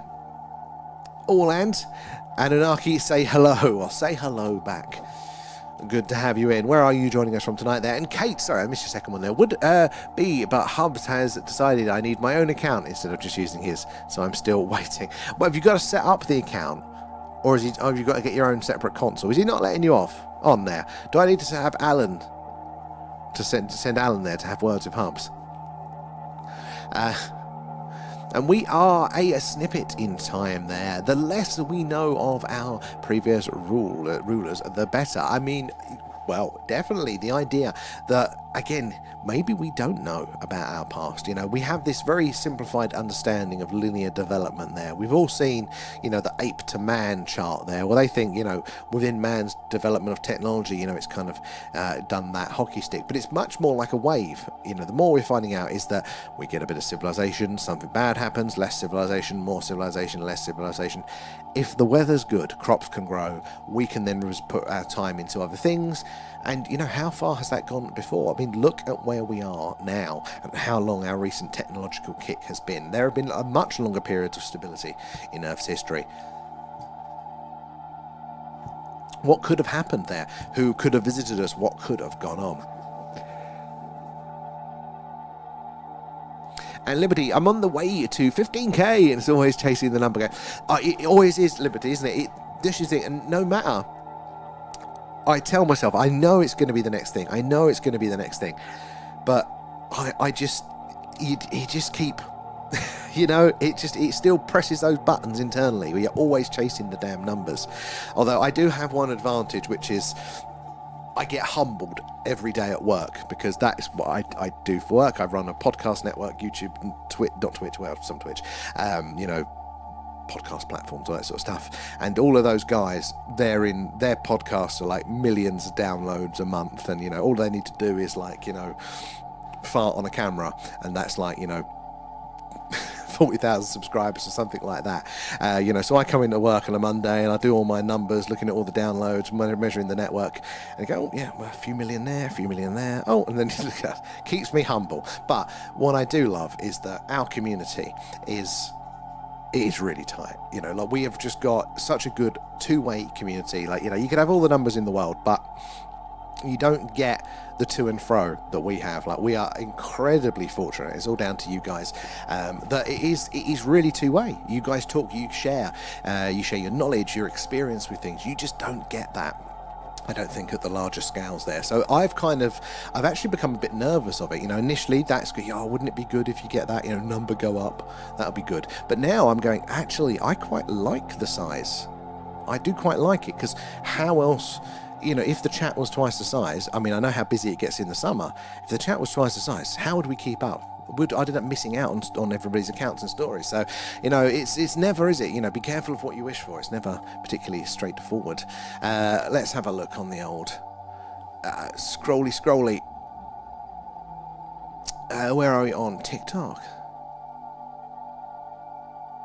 No, I don't think Zen is in tonight. I haven't seen Zen there. And Fluff there, what do you know about the Black Knight there? I'm still confused about it. So, the Black Knight is this theorized, you know, satellite that could be alien in nature, in orbit around the Earth, or it could be a pre-Diluvian civilization there, so like a pre-flood civilization, you know, so a very long time ago here, but human or similar, that may have put it up there. I feel the Black Knight is more symbolic in the idea that somebody could put that up. Now, there are apparently pictures of the black knight. Again, they're contested like everything in this world. Some people say it's not what we think it is, it's a trick of the light, it's a blanket that NASA dropped, was one of them. But I think it's very, very likely that there are satellites up there. Maybe the black knight itself as a specific one, but if not that, then definitely other satellites of unknown origin. In fact, there are quite a few things up in orbit that we track, we have no idea what they are or where they come from. And there are also some anomalies in the radio world as well that imply there is something out there that is reflecting our signals back to us. So it's very, very interesting, isn't it? That could be the case. And would we do that? Of course we would. If we had the technology, we would definitely send a probe to a distant star system. In fact, we're talking about doing it now to the old Centauri system. Again, it would probably take us... Well, still take quite a long time, but we're looking at sending really tiny light sails over there. But yeah, we'd put something in orbit around that planet if we could there. And game there, hi, I live quite close there to a Lincolnshire Triangle. A lot of strangeness in the sky. Oh, I've not heard of the Lincolnshire Triangle. Tell us more. What sort of things is going on there? That is brilliant there. Have you seen anything yourself in the skies there? I do love the sound of that one. Might have to add it to our road trip list there. Gonna get off and struggling to keep an eye on it. No worries, GWAC. Thank you for joining us as always there. Get some rest and we'll catch up with you tomorrow there. And Ajax there, in fact, if I meet a hybrid, I'll take them to Sam's. No hybrids in the house. There. Not far. Then probably gone to Bentley's pot exactly there. And Black Knight was from France and fought for Sir Lancelot. Could be there. Oscar is in and loving the stickers there, Maya. Right, back over to the tubes. Let's check in with you guys. Where did we get up to? Where are we? Oh, and Scotland, UFO Central, Tayside and Fife. So it is on our list, somewhere to go, hopefully for our road trip that we're planning. Should be a while away, but doing all the UK UFO hotspots there. I've heard of the Falkirk Triangle and all that sort of stuff. But yeah, I imagine very, very active. Have you seen anything yourself there? You had 3K here in on one of your lives. That is insane, 3K. I think the biggest we did was 600 once. But that is 3K is insane. I like the channel straight away after I found out. Thank you there, Liberty. Do appreciate that one. I have to check out your military aviation one as well. And I often have a few foxes and my dog watching me stumble around my telescope. It's good to have the company. I like that. A little bit of nature there. Curious of what you're doing and what you're up to probably there. And why would gods have satellites there? It's this info. Well, this is the thing, are they gods? It's a possibility, but a lot of people do see the phenomena through that sort of religious lens, as they are the angels and demons. I don't necessarily assume that's the case. I would more likely think that what they were trying to do back then was interpret the phenomena the best way they could, which would be through a religious lens. But not that our version of it is any more accurate there, but we would definitely do it there if there are more advanced civilizations. It doesn't also have to just be gods, does it? There, because if we exist, even if you assume that there is that higher order and the god structure and all that sort of stuff going on, why would we be the only inhabited planet with just other people on it? Surely the gods would have their other planets where there are other things as well. So maybe they're getting to a technological level and visiting and stuff. So it doesn't have to be mutually exclusive, but it is an interesting one. There, I've got about 30 admins there, and I let them run the chat and just read what they say when I can. There. Oh, that's very good. See, the problem is, so I did this in the summer whenever we were a few hundred. And I'd always be like 100 messages behind. The problem is though, I want to read them all. I get just as much joy about hearing everybody's accounts of the phenomena and all of the knowledge and the things that people share, and I don't want to let go of that. I get more out of that sometimes than I do with the visual sightings and stuff. But maybe we'll have to tackle that if that bridge ever comes there and the night's there. And you're off there, Raf. Thank you, Raf. Behave. We'll try our best. I hope work isn't too challenging for you there.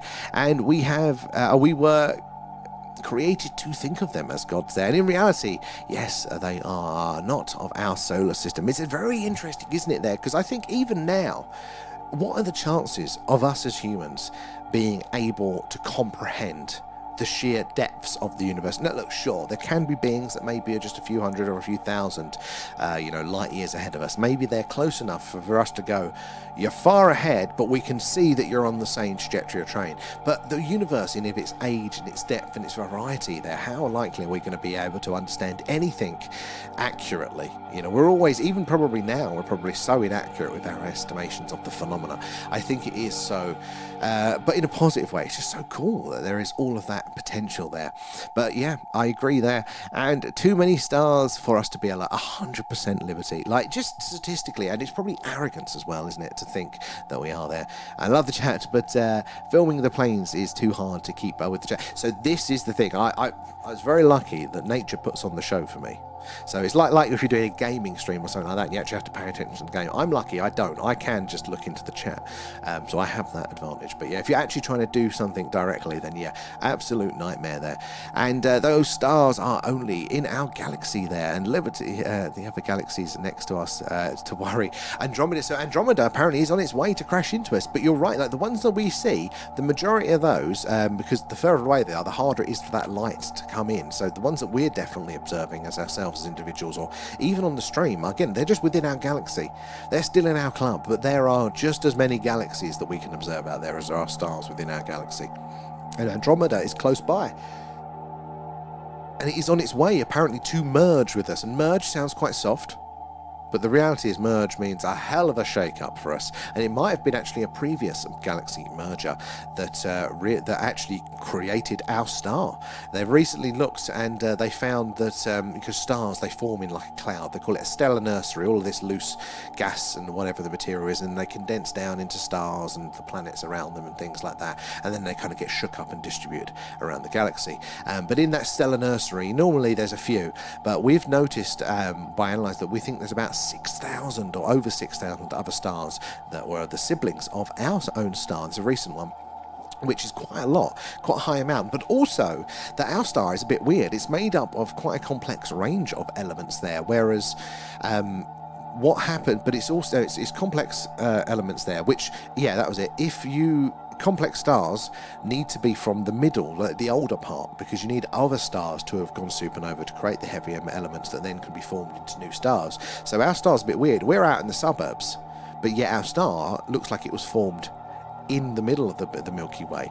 And there is also apparently, I can't really call it a barrier, basically, like it's not free flowing around it all. There is a barrier where stars don't tend to pass, either going in or out from the middle, but we've passed that apparently. So they do think that maybe the reason so many stars were formed at the same time and then ejected from that middle bit the outer Milky Way could have been a merger with one of the other ones there. It's absolutely fascinating to think about what could have possibly happened there. And if there are stars like ours, we know our star can support life. Obviously, we're here.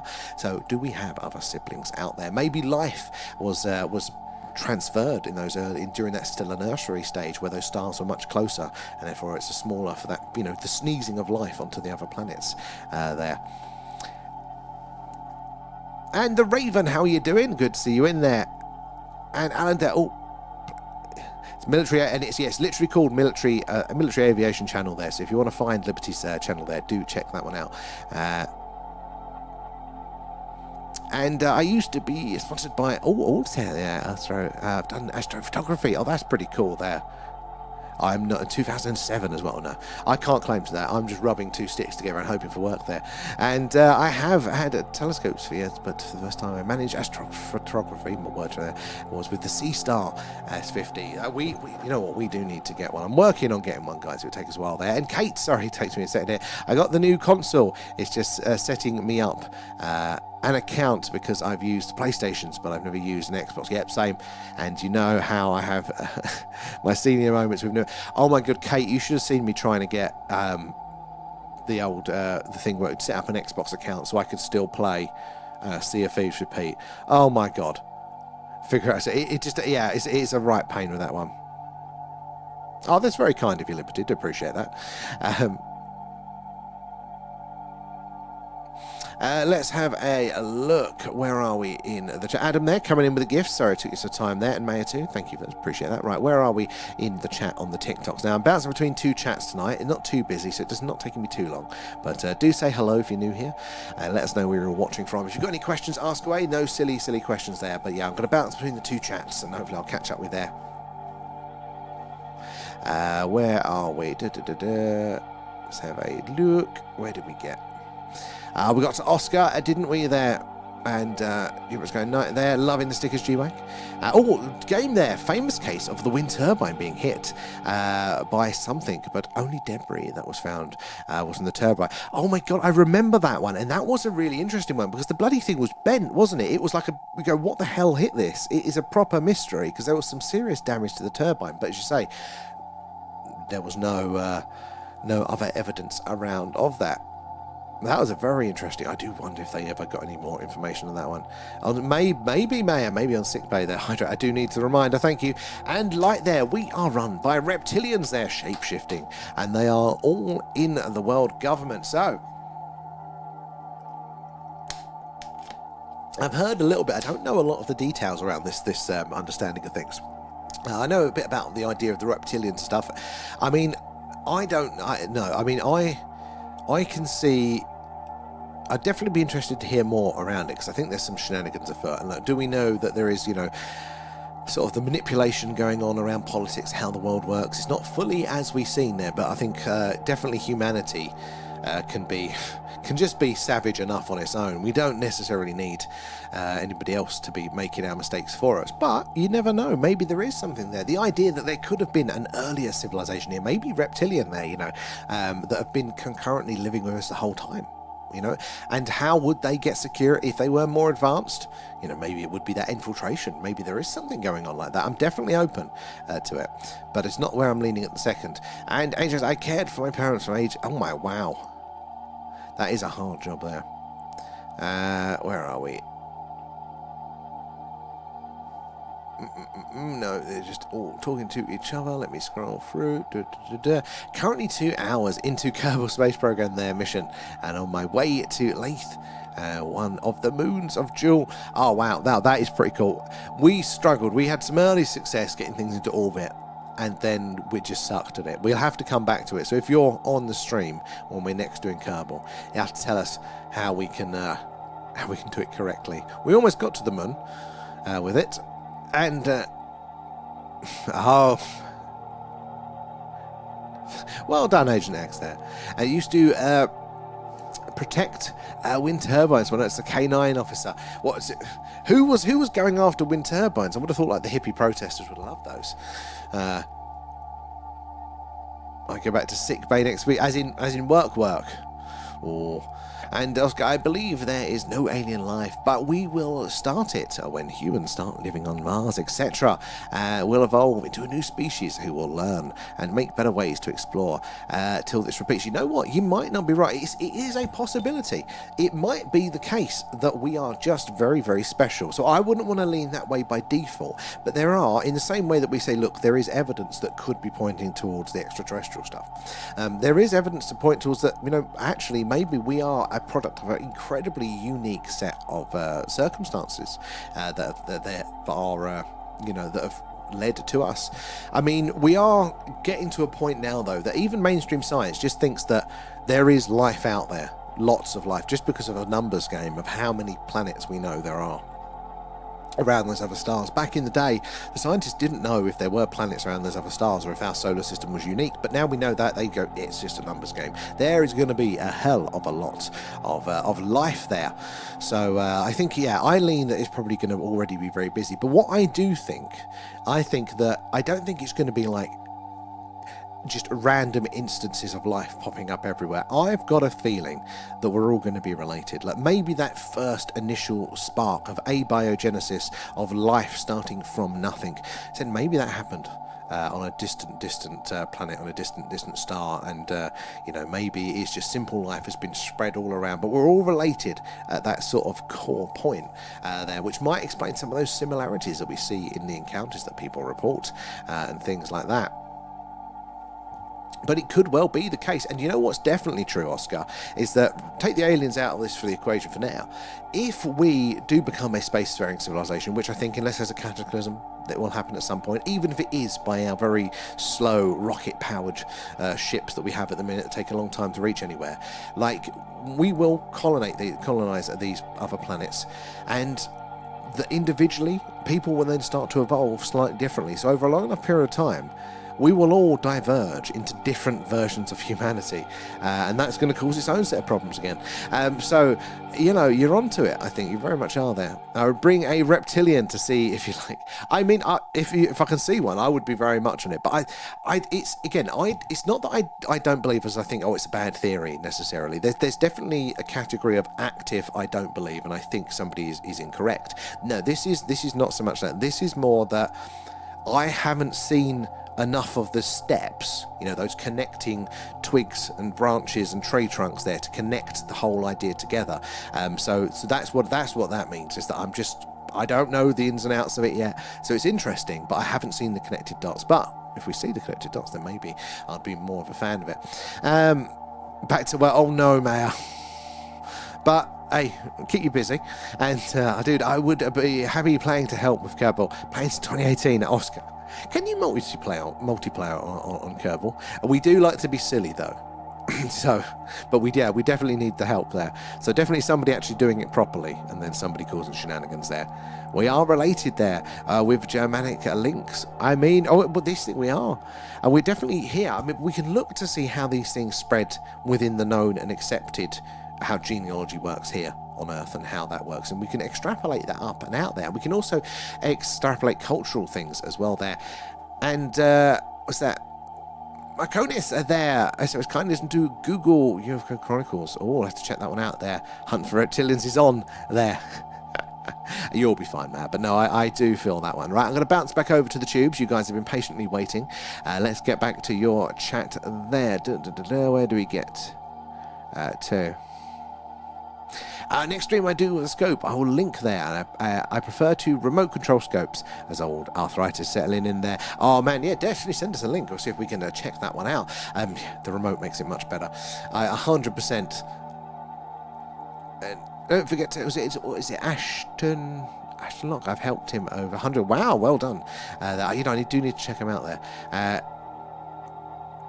Where are we?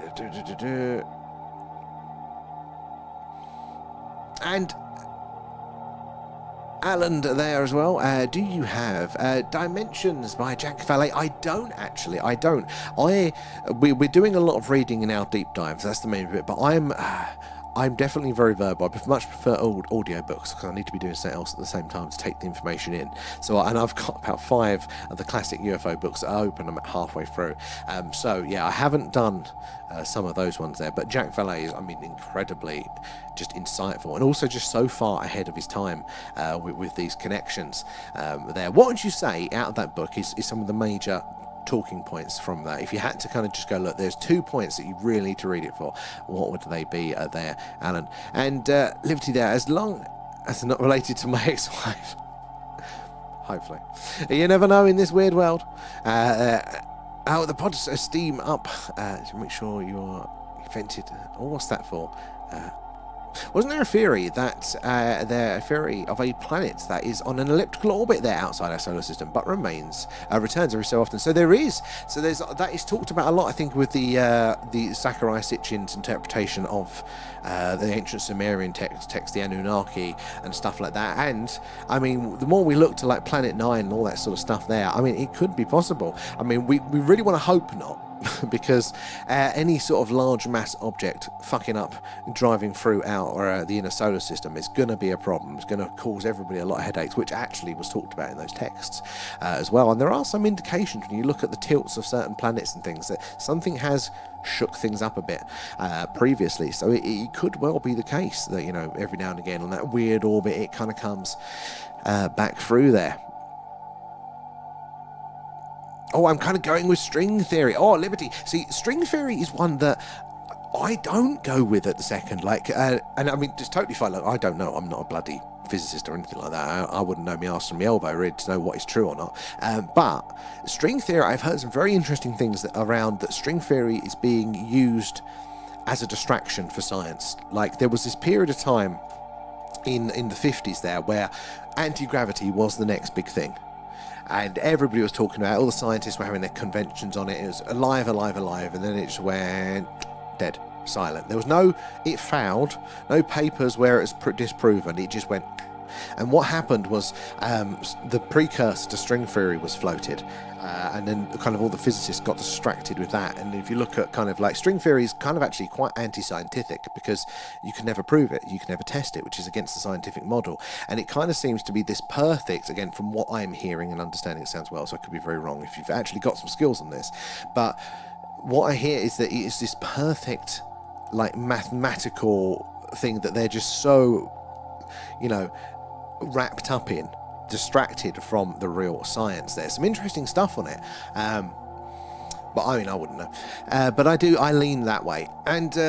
And there we have a dark star. There is also a theory that black holes don't exist and it's just the human logic to explain it. Well, this is the thing, like, you know, we're detecting something, but is it anywhere near what we are interpreting it to be? I heard a recent one that was that they're basically not black holes as we think of them, but they're essentially disks, big black disks. And there was another way that they could work this. Again, how true this is, how accurate the scientist is going to be, probably very slim. But, you know, it just goes to show you that this is all our interpretation. We're drawing a map of the universe, of reality, and we're drawing it without traveling.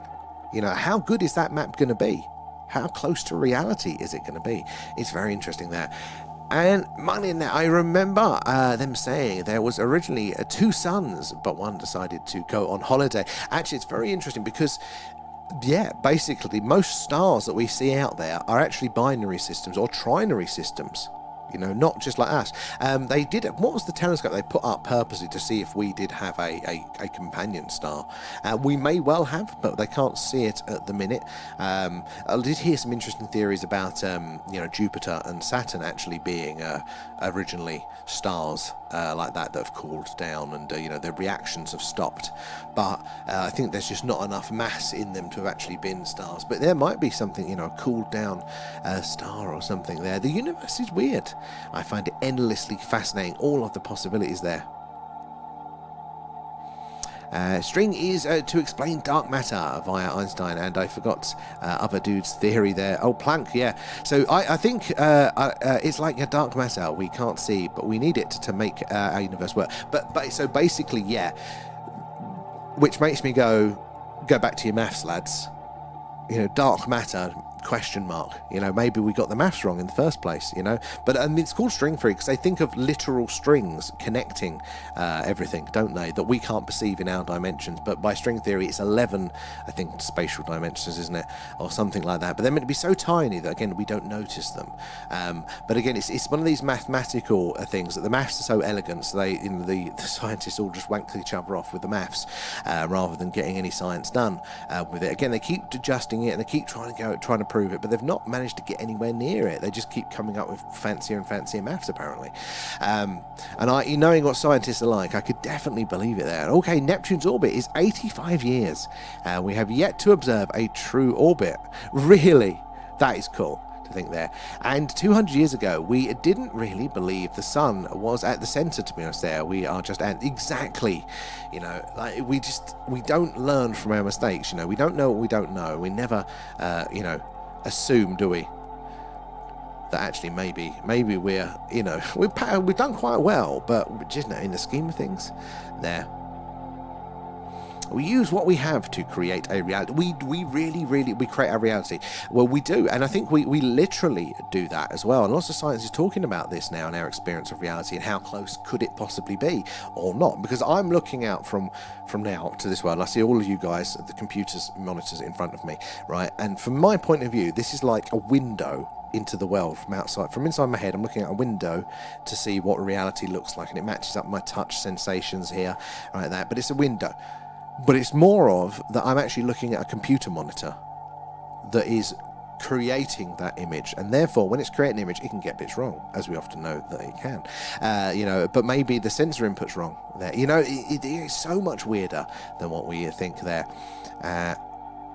Dark matter is what explains black hole and gravitational centers. So it's what does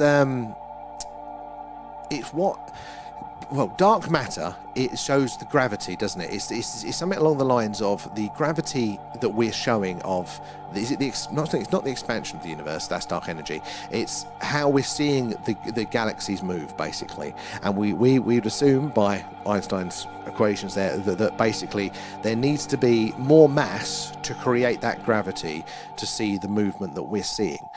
But we've done a rough calculation of all of the matter, and we're about, you know, 2/3 short. So there must be so much other matter there that we cannot physically perceive in the, you know, the light spectrum, and, you know, the visible light, or, you know, in any way, shape or form. It's dark. It doesn't appear to our senses, doesn't interact with us any other way other than gravitationally, which, look, maybe, but also your core maths could be wrong, lads. You know, like, that would be my first go-to, that the maths is wrong, especially if they haven't been able to figure it out, you know. Same with the dark energy and stuff like that, you know. I feel it's scientists possibly being scientists on this one there, and I think we are really wrong. We can't see far 100% there, Liberty, there. It's patrol explanation for ghosts, yeah. But it's partial explanation for ghosts. I mean, could be interesting. And someone is probably looking at us from a computer monitor. Well, they could well be. I mean, I've heard normal scientists, they're talking about consciousness and things like that, and they're trying to kind of get their heads around, and they're describing our reality, our experience of the world, as that we've got a headset on, and you kind of know what this is like. If you're really engrossed in a film, you know, you'll be watching it, and then you'll just kind of zoom back out, and you'll realise that you were forward, you were into the film. You didn't notice anything else. You was just in the film, wasn't you? And then you kind of, actually, you know, I can see the TV now, and I can see the room, and you kind of come back out, but you remember your hands have touch, and you feel the temperature again. But for certain part, you're so engrossed, you just zoom in, and you're into it. And they think that maybe that's what we're doing all of the time, but this is our version of reality there. We're dipping into reality, and we're not necessarily our physical forms, and that's from mainstream scientists there. We're all made of the birth of the universe there, the materials in our, but we very much are made of stardust, aren't we? It's just pretty cool to think, and it's exactly what I like about Astro, though. I just think something or someone is looking at us thinking, and I wonder what they're looking at me. I mean, when we do our skywatches, I often think that looking at those faint dots, wondering if they're looking at the faint dot of our star, and wondering if there's life here or what's going on, maybe our strange signals as well. Right, I'm going to bounce back over to the TikTok. Let's see where we are tonight, guys. Where do we get up to in the chat? Can we please just discuss Flat Earth and Tartaria? I mean, at some point, I know you do like your Flat Earth there, Agent X there. And Adil there, or is it Addy? Sorry, there. Any signals picked up? Not yet. It's a slow burn, this one. We have to do this a lot. Again, statistically, you know, they're quite rare, but they are getting less rare. And the more we do it, the higher the chance that we have. But hang around if you like the action for our Skywatches there. Based right in the heart of Crop Circle country, just down the road from Stonehenge here in the UK. We see lots of weird and wonderful things in the beautiful night sky when the weather permits.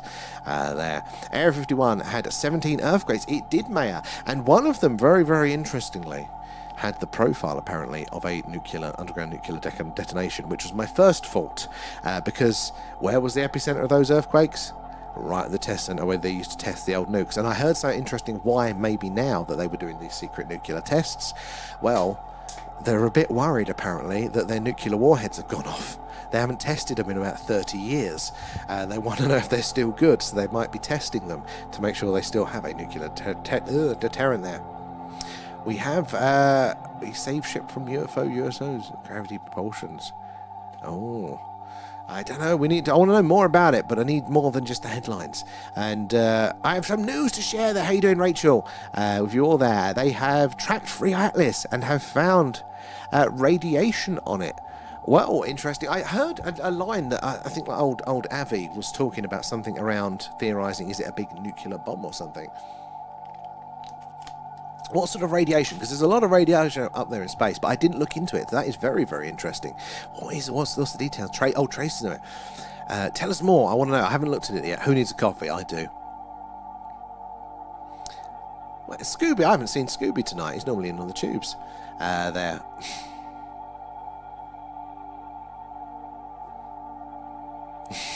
He's struggling with the strings there.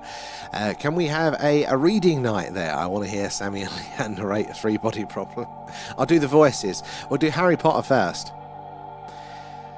If I start snoring, give me a nudge. No, you can't. You're on duty X there. You can't start snoring. Why? Exactly, Agent X there. But guys, thank you for the likes, the shares, all that sort of stuff there. It does help us reach more and more like-minded people there, like yourselves. The more eyes and minds we have on the Alpha Phenomena, so the more we can all piece this puzzle together there. And where are we there? Tell you what, if the aliens would arrive, I'd love to pick their brains on how they would apply medicine. You know what, I really would love to. Like, imagine the questions, you know, which was, where are you going with that probe? Have you remembered the space lube? Also, what methods would they use in operations and transplants? I mean, maybe it's so different now. You know, we think very mechanistically, don't we? You know, physically take something out or put something in. Maybe there is a whole different angle when you're that far advanced there. And everybody thank Marcus if you claimed the coins there. So I think I missed that one going up before there. Agent X coming in with the gifts, thank you. And Ben, I just want to say I absolutely love being here on these lives. So thank you very much thank you, Ben. That's very kind of you. And thank you for saying hello. Good to have you in. You're very welcome. And then, has anyone done string psychedelics here? What, string psychedelics? I've not even heard of that. That sounds fascinating. The second part of that, yes, but not the string part. What's the string part? You got to tell us more there, Ben. That's tantalising. And I made an oath to Sammy that I will love all people, whether flatty or not. Yes, this is true. I mean, you know, every opinion is welcome. I've been watching Alien Autopsy. I found it fascinating. I mean, was you in on the molecular biologist deep dive, May, out there, where they were talking about having worked on the biology and the genetic stuff around the organisms? If that's true, it's fascinating. It makes a lot of sense there. Oh, it's really interesting, actually. It just randomly popped up on my Google feed there, and the earthquakes are Area 50. They are literally right there in that area, which is coincidentally right where they tested the nukes until the 90s. So it is the sort of area that you'd expect it, isn't it?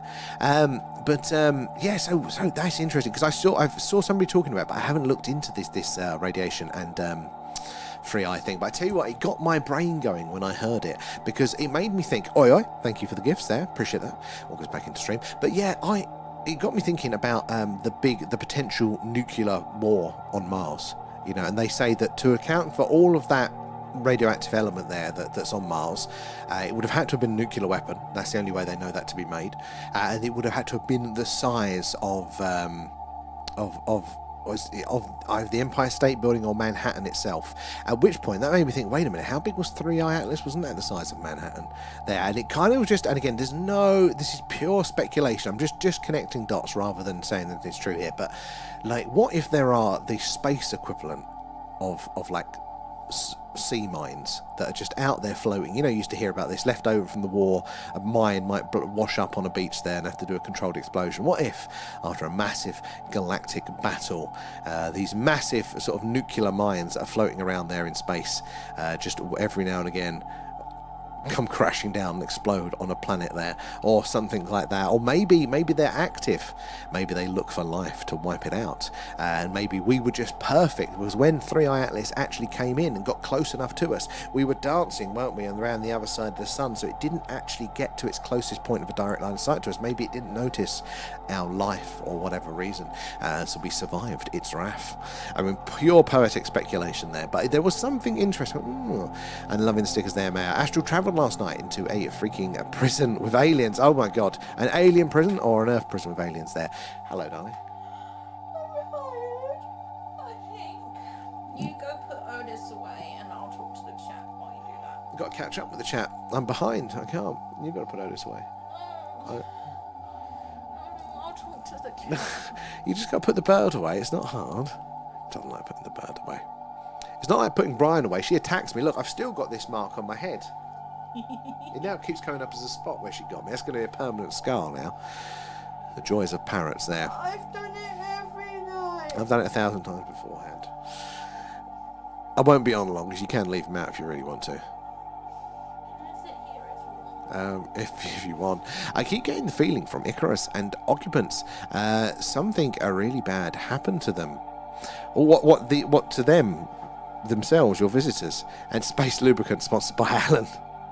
Alan and Diddy, for a smooth glide, an intergalactic glide there, referring to nuclear war. That could make a lot of connections, make a lot of sense there, Rachel. And I often think that, like, you know how we're saying, like, I don't think we're special in a bad way, but it would make sense that, you know, other civilizations like that have probably gone through their spicy period, and they're far more advanced than that. So maybe it is something in their past, and that might be why they're so cautious of us with it there. I believe so. Excellent. And I would be happy to taxi you to the Mun and let you run around on the moon if one day. Oh, that would be quite cool. Is it multiplayer? Is that easy enough? And thank you there, Oscar. I mean, at some point, so we never know quite when we're going to do it. It's normally, I was thinking about gaming tonight, but it's a Saturday night, so I probably will game tomorrow. But I don't know if it's going to be that, if it's going to be Kerbal. More likely might be the pirate one or the new Alien game. Where are we there? Free Eye Major for it did, and there's a few people, wasn't it? There was a correlation of like, you know, sensitivity in there. I just find it really sad, and they are trying to prevent it from happening again. Maybe that'd be a very understandable motive, wouldn't it, for them there? And well, hopefully, you know, we can not have to learn the lesson the hard way ourselves. Can we hear Otis reading? I can't get him up here. He does not like coming up here. In fact, none of the birds do. When you go on a honeymoon, can I pet sit with V? Hey, there we go. You'd regret that, though. They're savage. And granted, there. How are you doing there, Night Bro? Did you look at the night sight camera? Oh, we did test it the other day, didn't we? The one we had here. I haven't checked my messages, though, so if there's one been sent, I haven't checked that one there. But we did do a test, and it wasn't good enough, sadly, for the Skywatch there. And but maybe another one. We are looking up options there. Otis to feed Alan. He wouldn't give him his feed there. It was terrible. I can imagine, Rachel. Honestly, the price is, you know, it's never a nice price to pay for these things. And we would both need to install the multiplayer. DM me there so we can discuss there. If I remember, if you DM me, then I can normally reply. I have tried doing the mods before, and I sucked at them. I think I got one working, but I did suck at the other one there. And actually, now you mention it, I watched the documentary of when they discovered a statue in the desert. Wait a minute, what was that? I do like a little bit of... Where do they think this statue was on? By Pet Sammy, I'm bringing an Iron Man suit. Agent X, have you seen those Iron Man helmets that actually a voice commanded, and they lift up and they all come out like that? The kid in me very much wanted one of them, but you will need that for pet sitting. For what? What, on here? Let's have a look. Let me find it. 2 weeks. I'm normally bad at messages, but not 2 weeks bad. Have a look. Message requests. Not in there.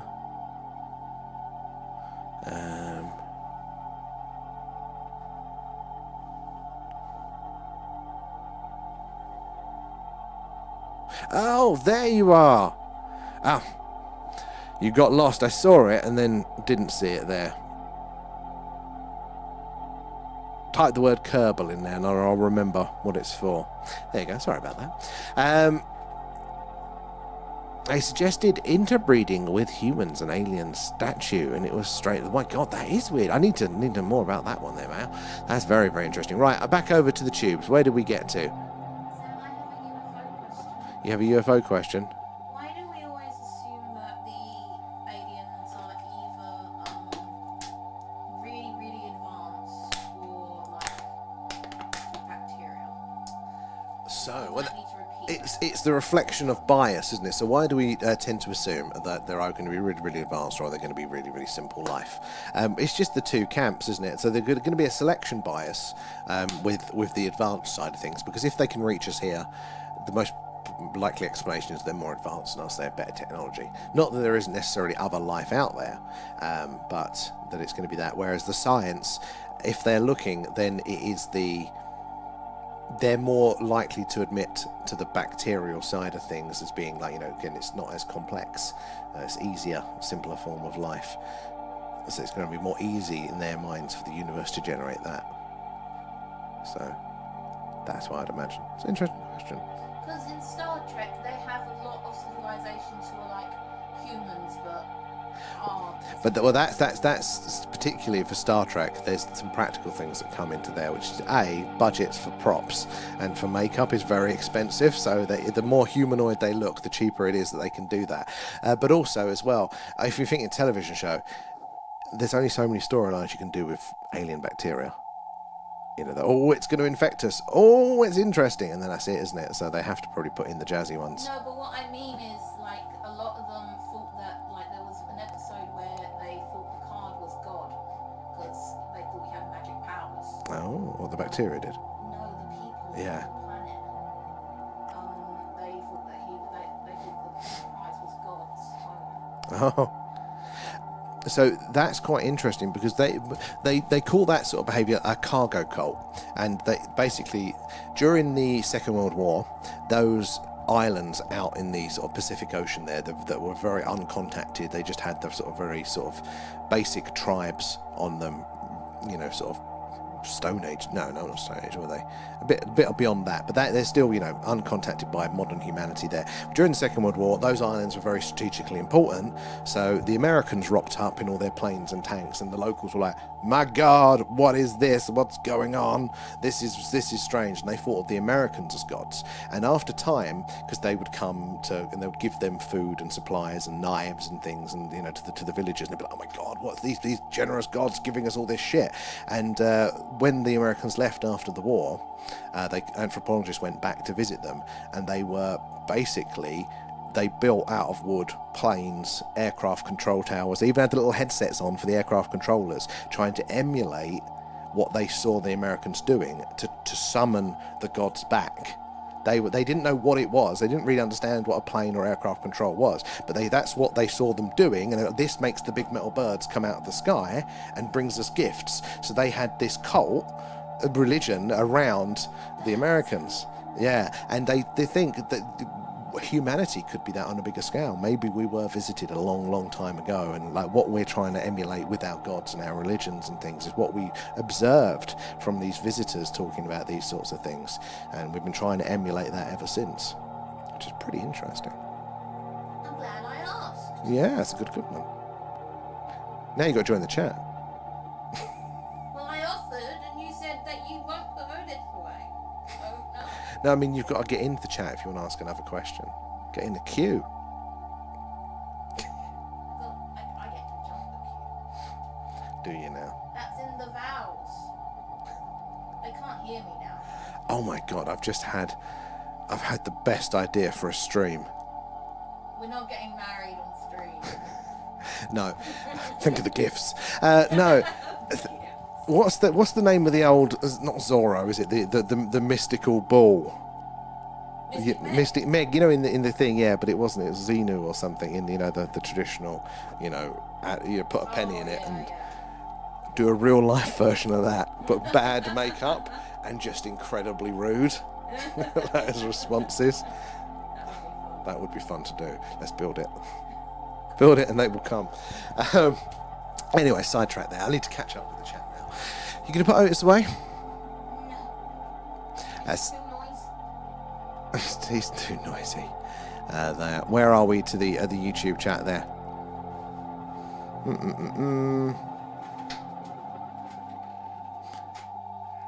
Futurama smelloscope there. I want off this world. Alan is a nightmare. And Alan, are you taking lifts? You have to get on the Starship, Alan. I believe in the good of mankind. Eventually, a roll on in November. Actually, I do as well. I'm not one of the people that you know think we're a plague and a virus on the earth and stuff like that. I think it's a very easy narrative that culture is pushing a lot at the minute. But I think ultimately, if you look, you know, we have equal parts benevolence and you know, we're on an upward trajectory, even if we're in a dip in the shorter term now. You know, we have to be vigilant in these fights. We can always lose the battle, but I'm confident we'll win the war. And I've always loved the stars, but when I filmed the drone UAPs at Lakenheath, it really made me think about the UFO more. It's very interesting that, you know, you've looked at the stars the whole time. That was really when you kind of engaged with it. They're having that experience directly there. More chance of seeing aliens at sea. But actually, good point there. You know, that was part of the phenomena that until very recently I hadn't even been made aware of at all. I was like, you know what? But apparently it is absolutely everywhere. And we know nothing about our oceans. Very small part, especially if you consider by volume, not just the surface that we have explored. Nukes delivered at Lakenheath, lights in the sky, just like Rendlesham. That connection, again, to nuclear activity there. And when I was a kid, I heard lots of octopus there. What's that? And a squid in Ibiza there. I just hope they go easy on me in the end there.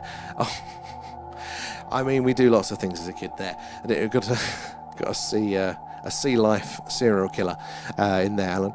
And I was up Loch Karen there, and you would not believe what I saw. Oh, tell us more there. Loading up on the guns, etc. That's Nirvana's thing. Got pics of, what's that one? I've never before seen an aircraft carrier up Loch. Oh, very interesting. My African grey bites there, and I love to go up there. Oh my god, I love birds, but they are bitey, and they have very powerful beaks, don't they?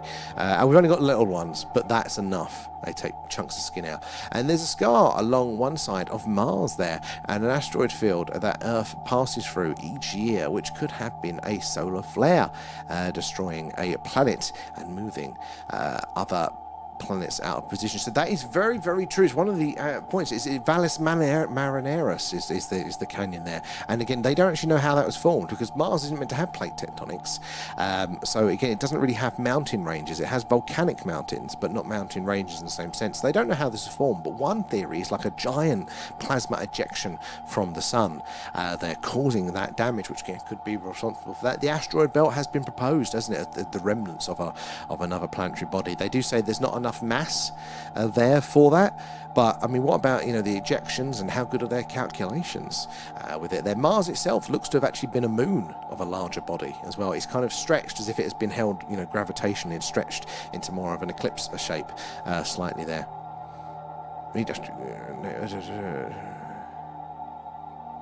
Our galaxy is a young one, so if they are out there in another galaxy, they could be way more. They could be incredibly way more. Just the possibilities are endless with this.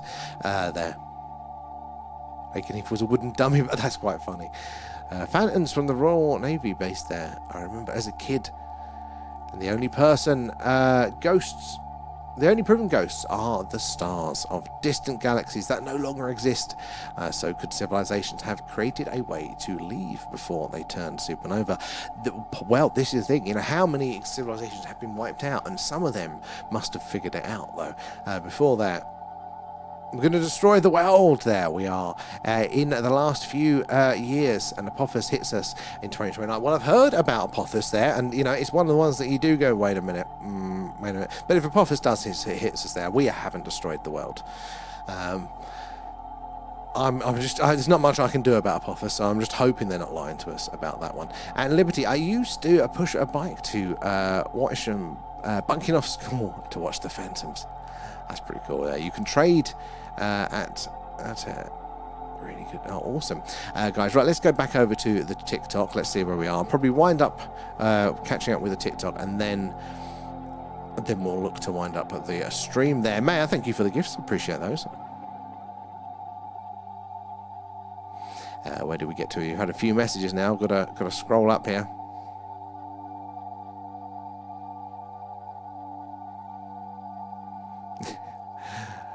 How'd you know I was wearing kitten socks? They suggested interbreeding with humans. Oh no, did that one. Alright, I think it's just makes sense to me now why I feel the emotion towards them.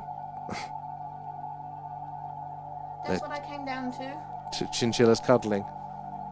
Oh no, you didn't see Otis above there. Otis being mad. He is mad. Can you see look at him, he's a chonk. He's very mad.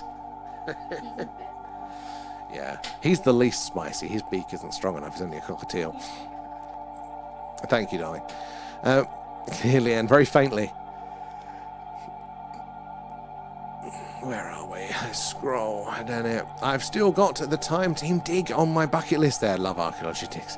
I mean, just wait until we do the crossover there, Maya. At some point, we are going to do Time Team meets Ghost Hunt. All right, I'm going to go see that, Oscar. No worries, Oscar. Thank you for hanging out with us, and we'll catch you hopefully for a bit of Kerbal at some point there. And Brad, and same with you, Brad. So we're coming off as well ourselves pretty soon there. Thank you for joining us there. And RDJ there, any UFO must have cranked faster than light travel. So we're fucked. I mean, I like the angle on that one. Like, yeah, realistically, if they are traveling from those distant stars there, they must have figured out a way to travel those distances. Now, they might not have literally gone faster than light, because you can bend the rules slightly, can't you? You could build a warp drive without breaking physics there, which means that you're bending the universe rather than traveling yourself. So that's the kind of way you can get around it. But if they've built that, not only have they built a time machine, because it's the same bloody thing, going fast enough, but also they've essentially built a big weapon as well, because that's a hell of a lot of energy that can be involved in that. So yeah, I mean, quite possibly. Loving stickers there, Maya. They are something about chinchillas there. They are the cutest things there. It would be fun, wouldn't it, Maya? I haven't got the patience for a normal one with the brush there, but Time Team versus Ghost Hunt. That's my idea there. You have another life to mod there. It's a full-time career for you there at this rate. Right, so I'm gonna finish up there. Where do we get to in the other side of these things? Barry Budden was cycling distance as a kid there, and I remember. My eyes, Jesus Christ! Sorry, I remember bringing back what I thought was a cool rocket-looking thing there. It was an unexploded mortar. Jesus Christ, that's brilliant there. The cult of apple there. Zoo camera. It has to be around. What's that? On the shower. Yeah. Like the door shower. Yeah. By the sink. There's a spider.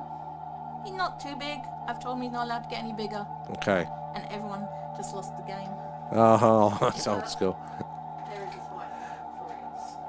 I like cockatiels. We've got a green cheek conure and an Indian ringneck as well in the cockatiel.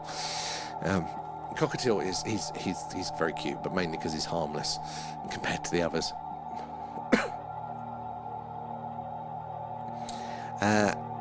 A jackdaw as a pet. Oh, wow. I mean, any bird's good for me. But they're very clever, aren't they, actually? You don't realise. We get them in the garden. They're very, very insane there. So, right. Anyway, guys, I'm going to come off now. But nighty-night. Thank you, everybody, for hanging out. Thank you for your support in every which way that you provided. Just hanging out, watching, chatting, asking your questions, tapping away, liking and sharing, or, you know, the other forms, Patreon members, etc.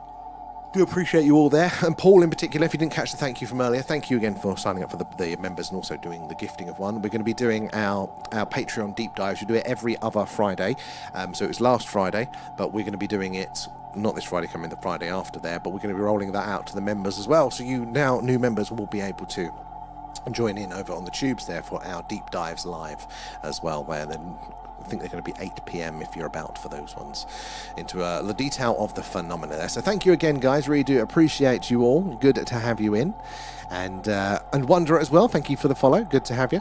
And that. Thank you there, Oscar. And good night, guys. We will see you tomorrow night. Bye bye. Night there, Kate. What's that? Oh, let's give something to read. Was it from my own book? Oh yeah. That could be an interesting read through right there, Kate. That's very spicy. Anyway, night, guys. Thanks again. We'll catch you tomorrow night. Bye-bye.